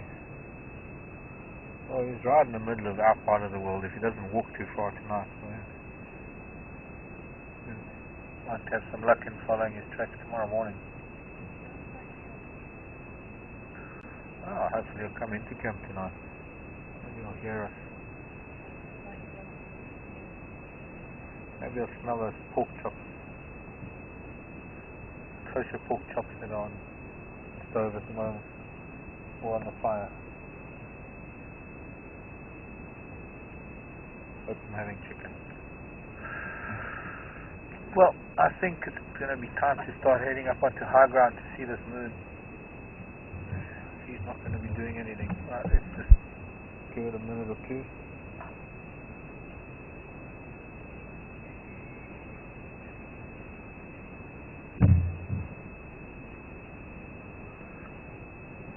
Here's an interesting question from Amy. Amy with an R. Amy with an R. Surname with an R. Racket. Amy, where are you from? Wanting to know if lions sleep as much as domestic cats. Yes, they do. All cats do. 20 to 24 hours a day. Lions are the most energy conscious creatures on the planet. All about saving energy because Ratajak could be. Look, there's a giant kingfisher. Doesn't even make a sound. All your birders out there, got a giant kingfisher fly by. There he goes, calling now.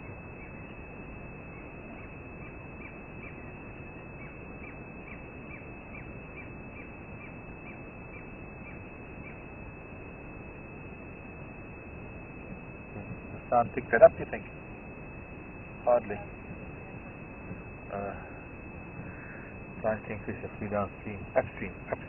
Came from downstream, flew upstream and called. Amy, yes, cats, because, well, domestic cats don't really have to hunt their own food anymore. They just got to nag their staff to feed them. Cats, dogs have owners, cats have staff, and when you're employed by a cat, you just get a cat nagging you to feed it.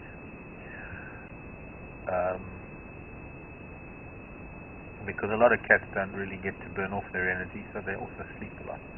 But these cats out here in the bush, the only way they can burn off energy is by catching their own food, and that uses up a lot of energy. And in the process of hunting, there's only so much energy that they can use, and have to save a fair amount of it so that they can try again, because they're not as successful as everybody might think. They are actually, even lions for that matter, are actually quite poor, not poor hunters, they just don't have very much stamina. And particularly because they have to conserve energy all the time. They can only expend so much energy in a hunt when they have to give up. And that's why they don't have such a high success rate at hunts. There's no use, no good using all your energy and then still missing and then not having anything in reserve, because the only way to replenish energy, of course, is by eating the animal that you catch. So it's for that reason that lions sleep a lot. A lot of people look at them and say that they're lazy cats, but they're not. They can't be lazy. There's no such thing as lazy in the animal kingdom. Even a sloth isn't really lazy. No, it doesn't float.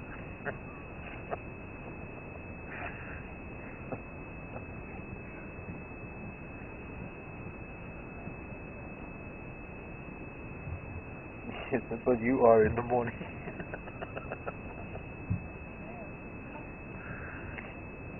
You've got to balance your energy needs for the day versus energy input. Okay, moon, cue the moon. Can we have the moon rising now, please? Might be just behind these big trees. And I'm afraid we're going to have to leave this little boy.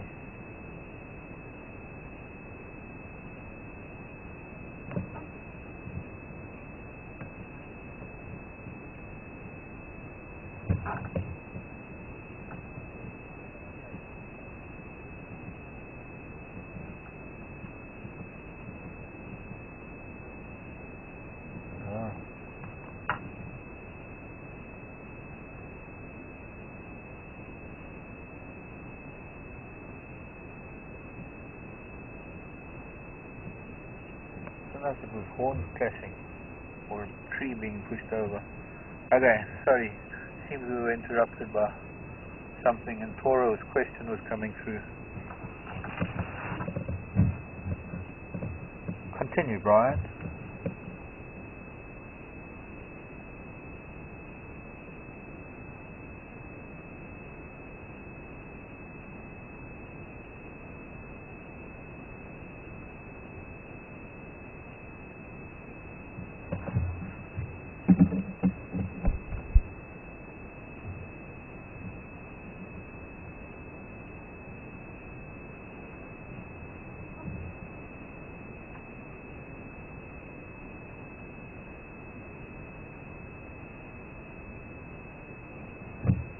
I think this is my first question of the afternoon that I have to use the word.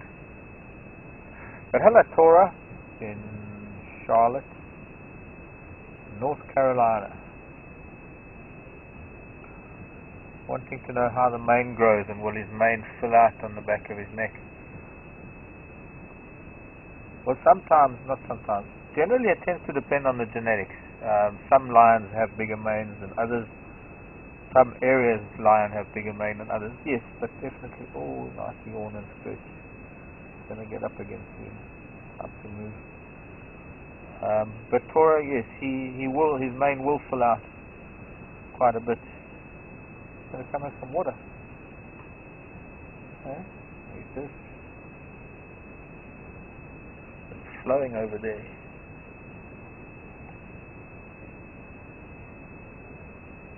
But yes, it'll be lovely to be able to see this young man over the coming years and see how his mane falls out.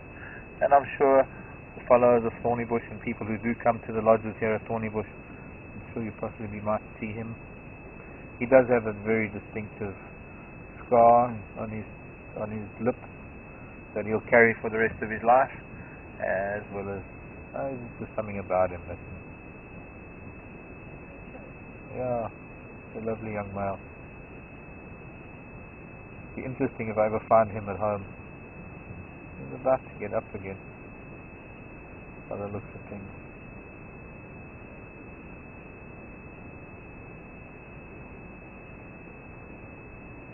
He just winked at you, Becky.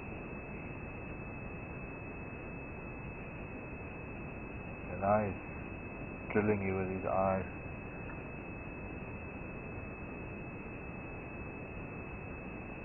Monkeys shouting up near camp. A bit of a glow in the sky. I don't know if that's the moon. It should be coming soon. What are you going to do, young man? Thought you were about to get up.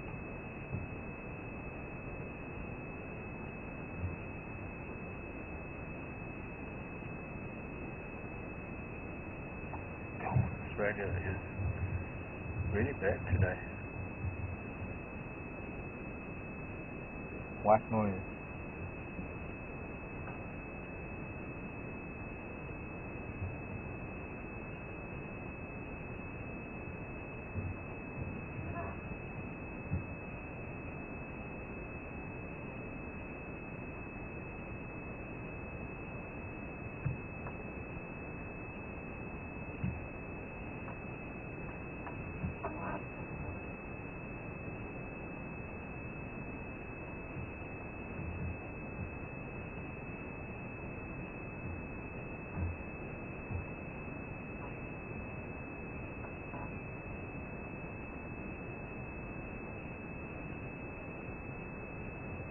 That way.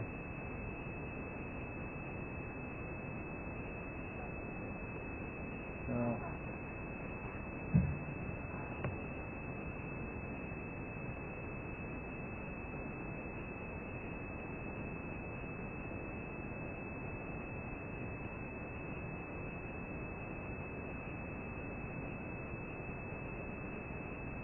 So he's softening his eyes while he's looking at me like I'm softening my eyes.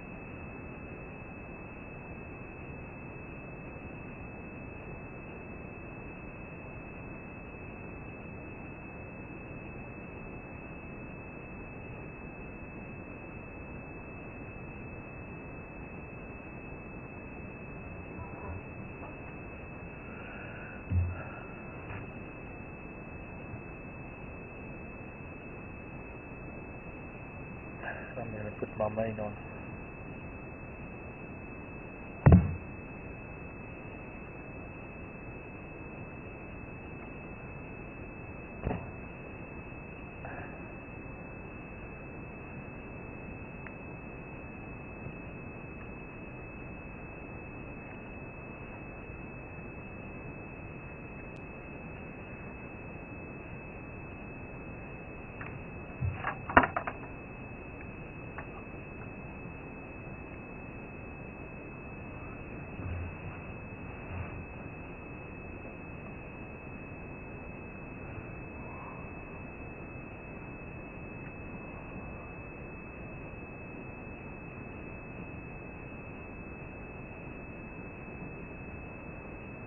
Oh, there we go.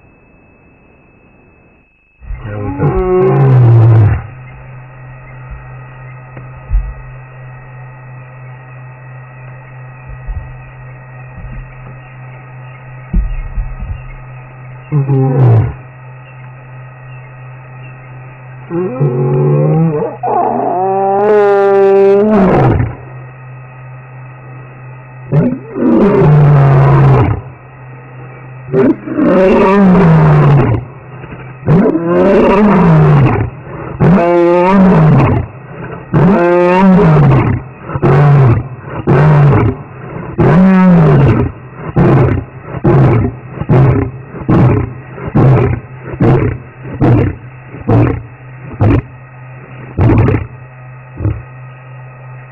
Thank you.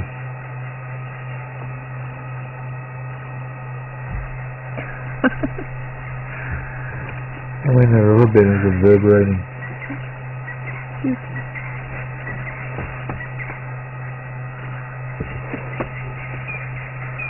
Solstice, full moon, present, Sunday present, belated Father's Day, Mother's Day, everybody's day.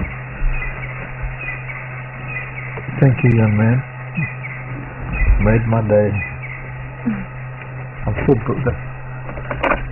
Did you hear that from camp?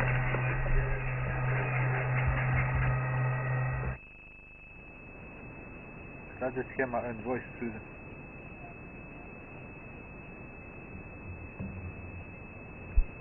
Check. I can hear myself. There's FC just up there, listen here. Brian.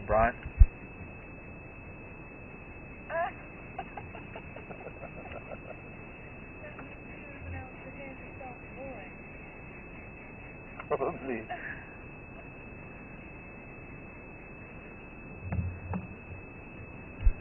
Sorry, my sound was down.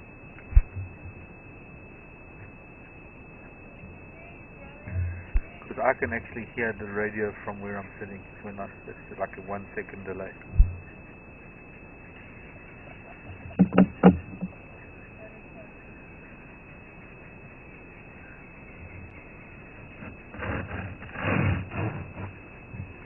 Listen to the babblers making their good night sound. Now, if there was a young lioness around here somewhere, she might answer, she might not.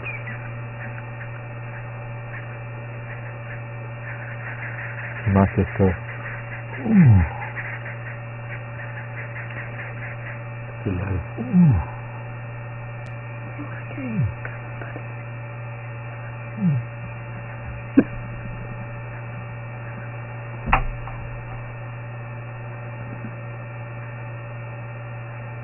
One more time, and then we can go home.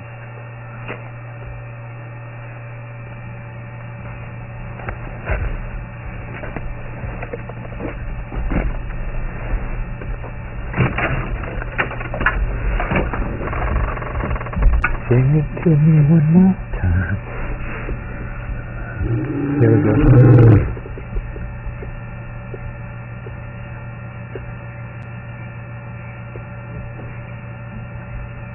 Not quite. Almost got it. Oh! Does it sound good? At least it wasn't my shoulder.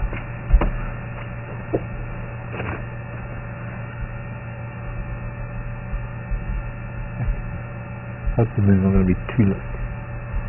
It was up already this time last night. 40 minutes later, moon might be way into darkness.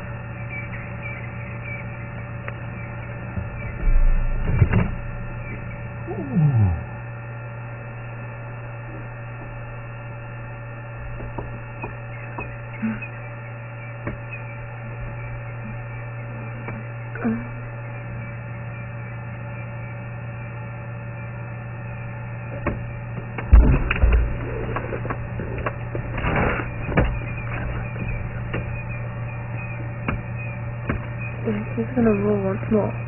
Yes. Okay.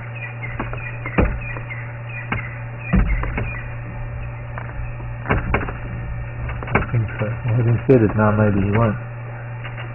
I hope he does.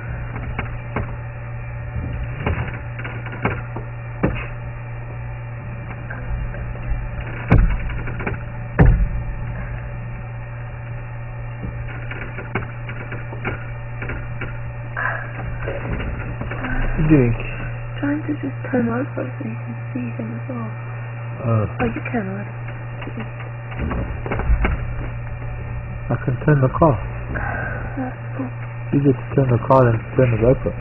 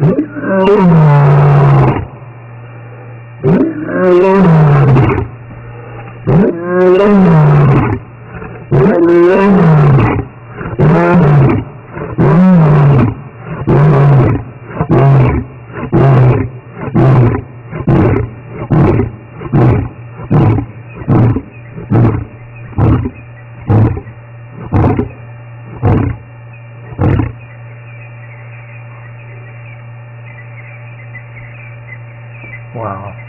That's pretty awesome. Wow.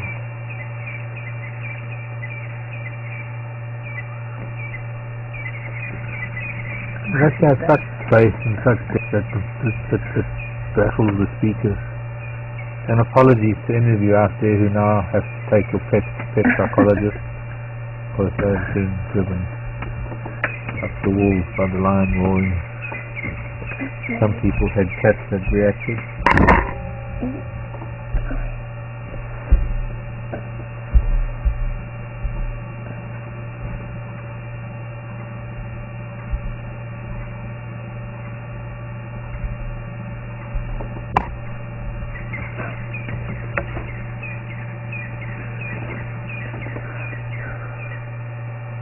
Well, much as I don't want to lead him, I guess we're just gonna have to.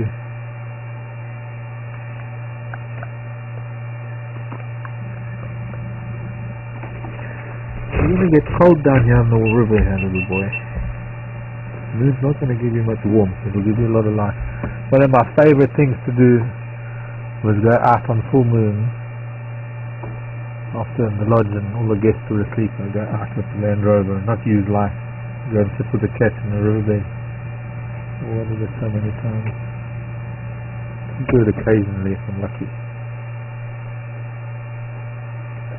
That lion at home, on the road or on the riverbed. Would love to sit here all night with the cat, just in the moonlight. No light.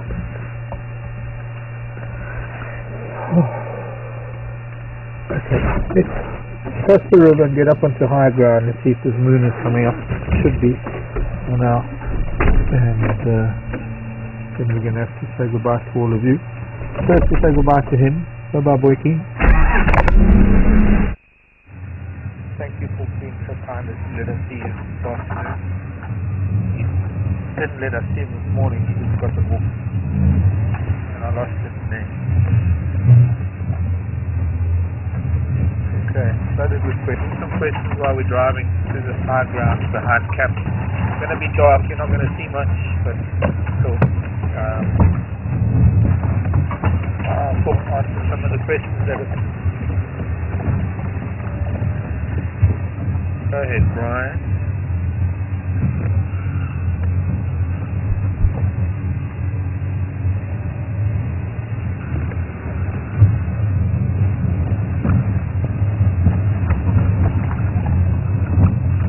Helen in Illinois. If we recorded the calls and played them, too sure. It's actually illegal to... kid we used to call lion in. Deer evidently asking the same question. I don't know. I have no idea how he would react. He might get... there's no way of knowing. In the 70s, the sound of lion on a kill, and they used to bring lion or bring hyena.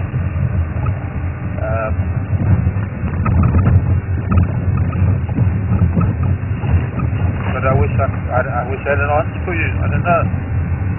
Sound of his own voice. If it was the sound of another male, he would possibly move off. He'd probably get scared. Sound of his own voice? I don't know. I'll have to find out. If I still was in touch with Goran in Sweden. But I don't know. Can't answer that question. Thing that you'd have to try to see what would happen. And if you did it 5 times, you get 5 different results depending on his mood. So it's not something that you could write as animal behavior, or it's something that you could write in a book and say, if you do this, this is what happens. You could play it 20 times and get 20 different reactions. So, unfortunately, not something I could answer as much as I would.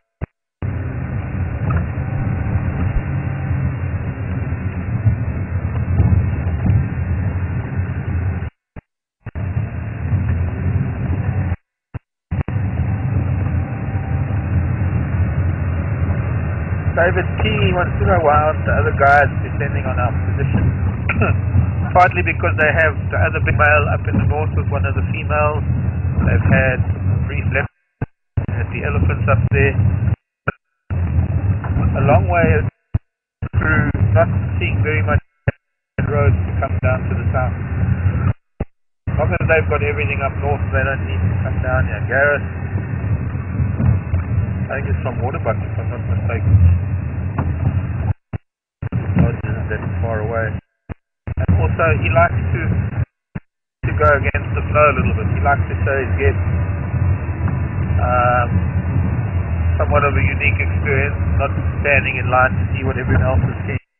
What a lot of safari operators don't. All very well, you find big 5-star lodges to send your guests. So that's fine. Beautiful. You can pay 2,000 per night, 10,000 rand, whatever the case.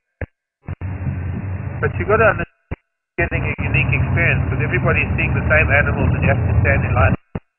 And there's a difference to a lodge for all the trapping, There's another thing going to a luxury where you are a drover, where you are the only vehicle. Whatever you find, you don't have to call in anybody, you don't have anybody. You can sit with it for the whole day if you wanted. If you wanted to and say, bring us lunch, they would bring it. If you wanted to pack a lunch or pack a breakfast, 7 in the morning and stay up in the afternoon.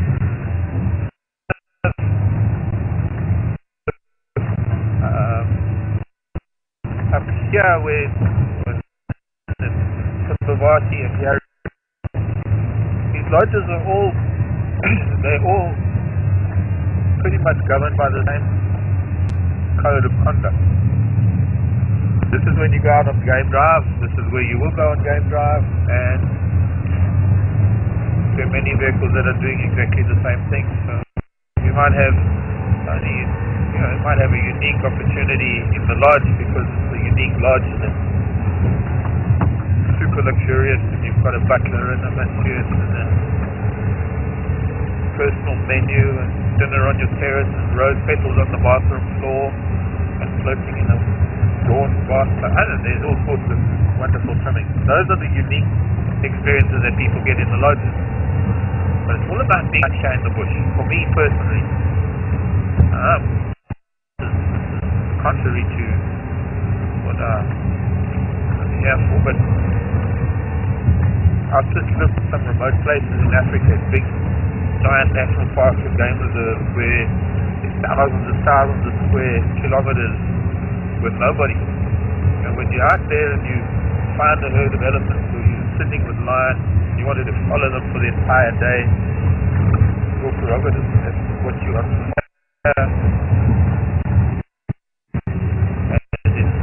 suppose some places in other countries like Botswana, Zambia, the lodges in Tanzania, some of the very market, well-traveled lodges, they have very specific game drive times.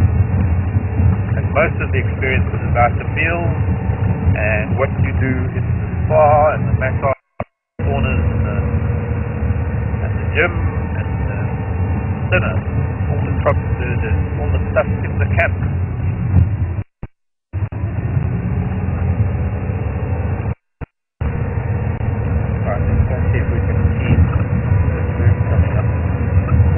Say goodbye. So the only thing that I can think of is that, yeah, it's pretty amazing.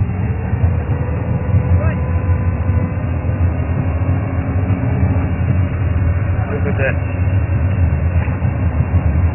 Timing is just perfect today.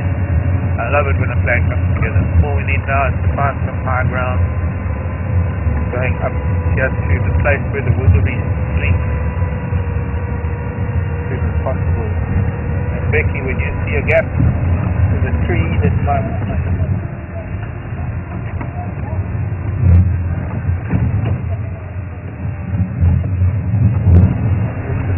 around this corner. The best will be on that little bit of open grass floor.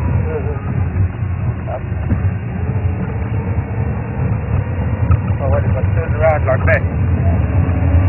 Okay, we don't want to dilly-dally too long because we haven't made it by now. Hello, wildies. All the wildies are sleeping here next to us right now.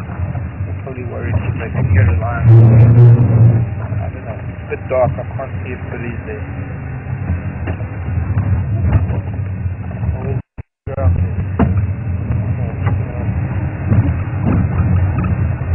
Tell me when.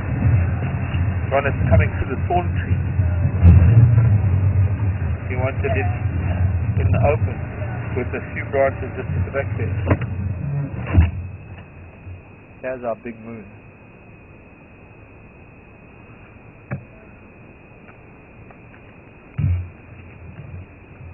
Wood branches in the distance. Going away. No, forward it'll be more into the tree. You mean the ones at the back there? Coming from the left, or these ones?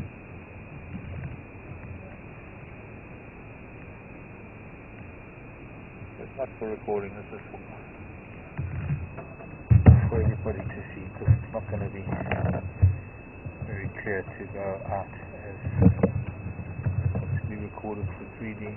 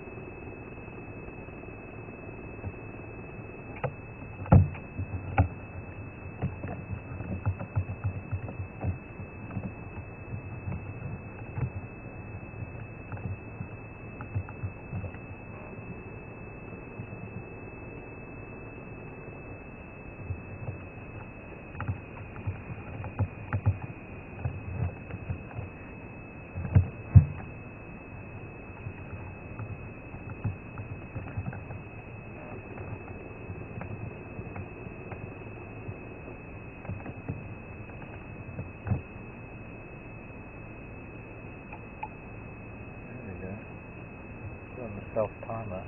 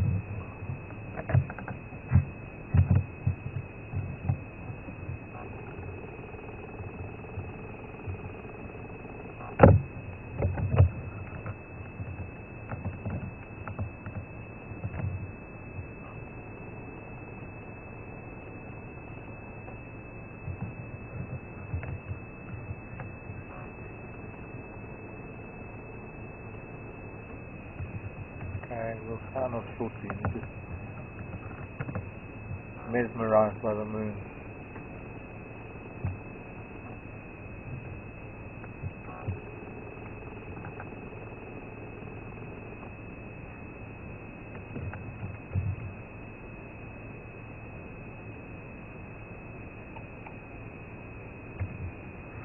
Oh, the camera's not getting a good picture. Here he's calling again.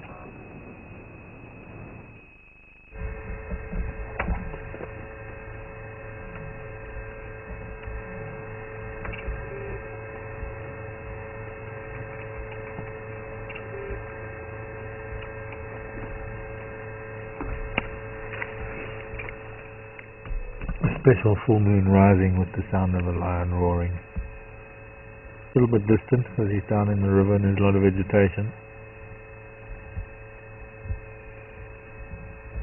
And I think on that note, we will say enjoy the rest of your weekend, what's left of it, the last little bits of it, and have a good week, everybody. I hope this is a prelude to a good week for us. And we'll see you tomorrow morning, 6:30 Central African time here at Thornybush Private Nature Reserve. My name is Mark. Becky's been on camera and Brian is in final control. Good night, goodbye, and have a beautiful this moon.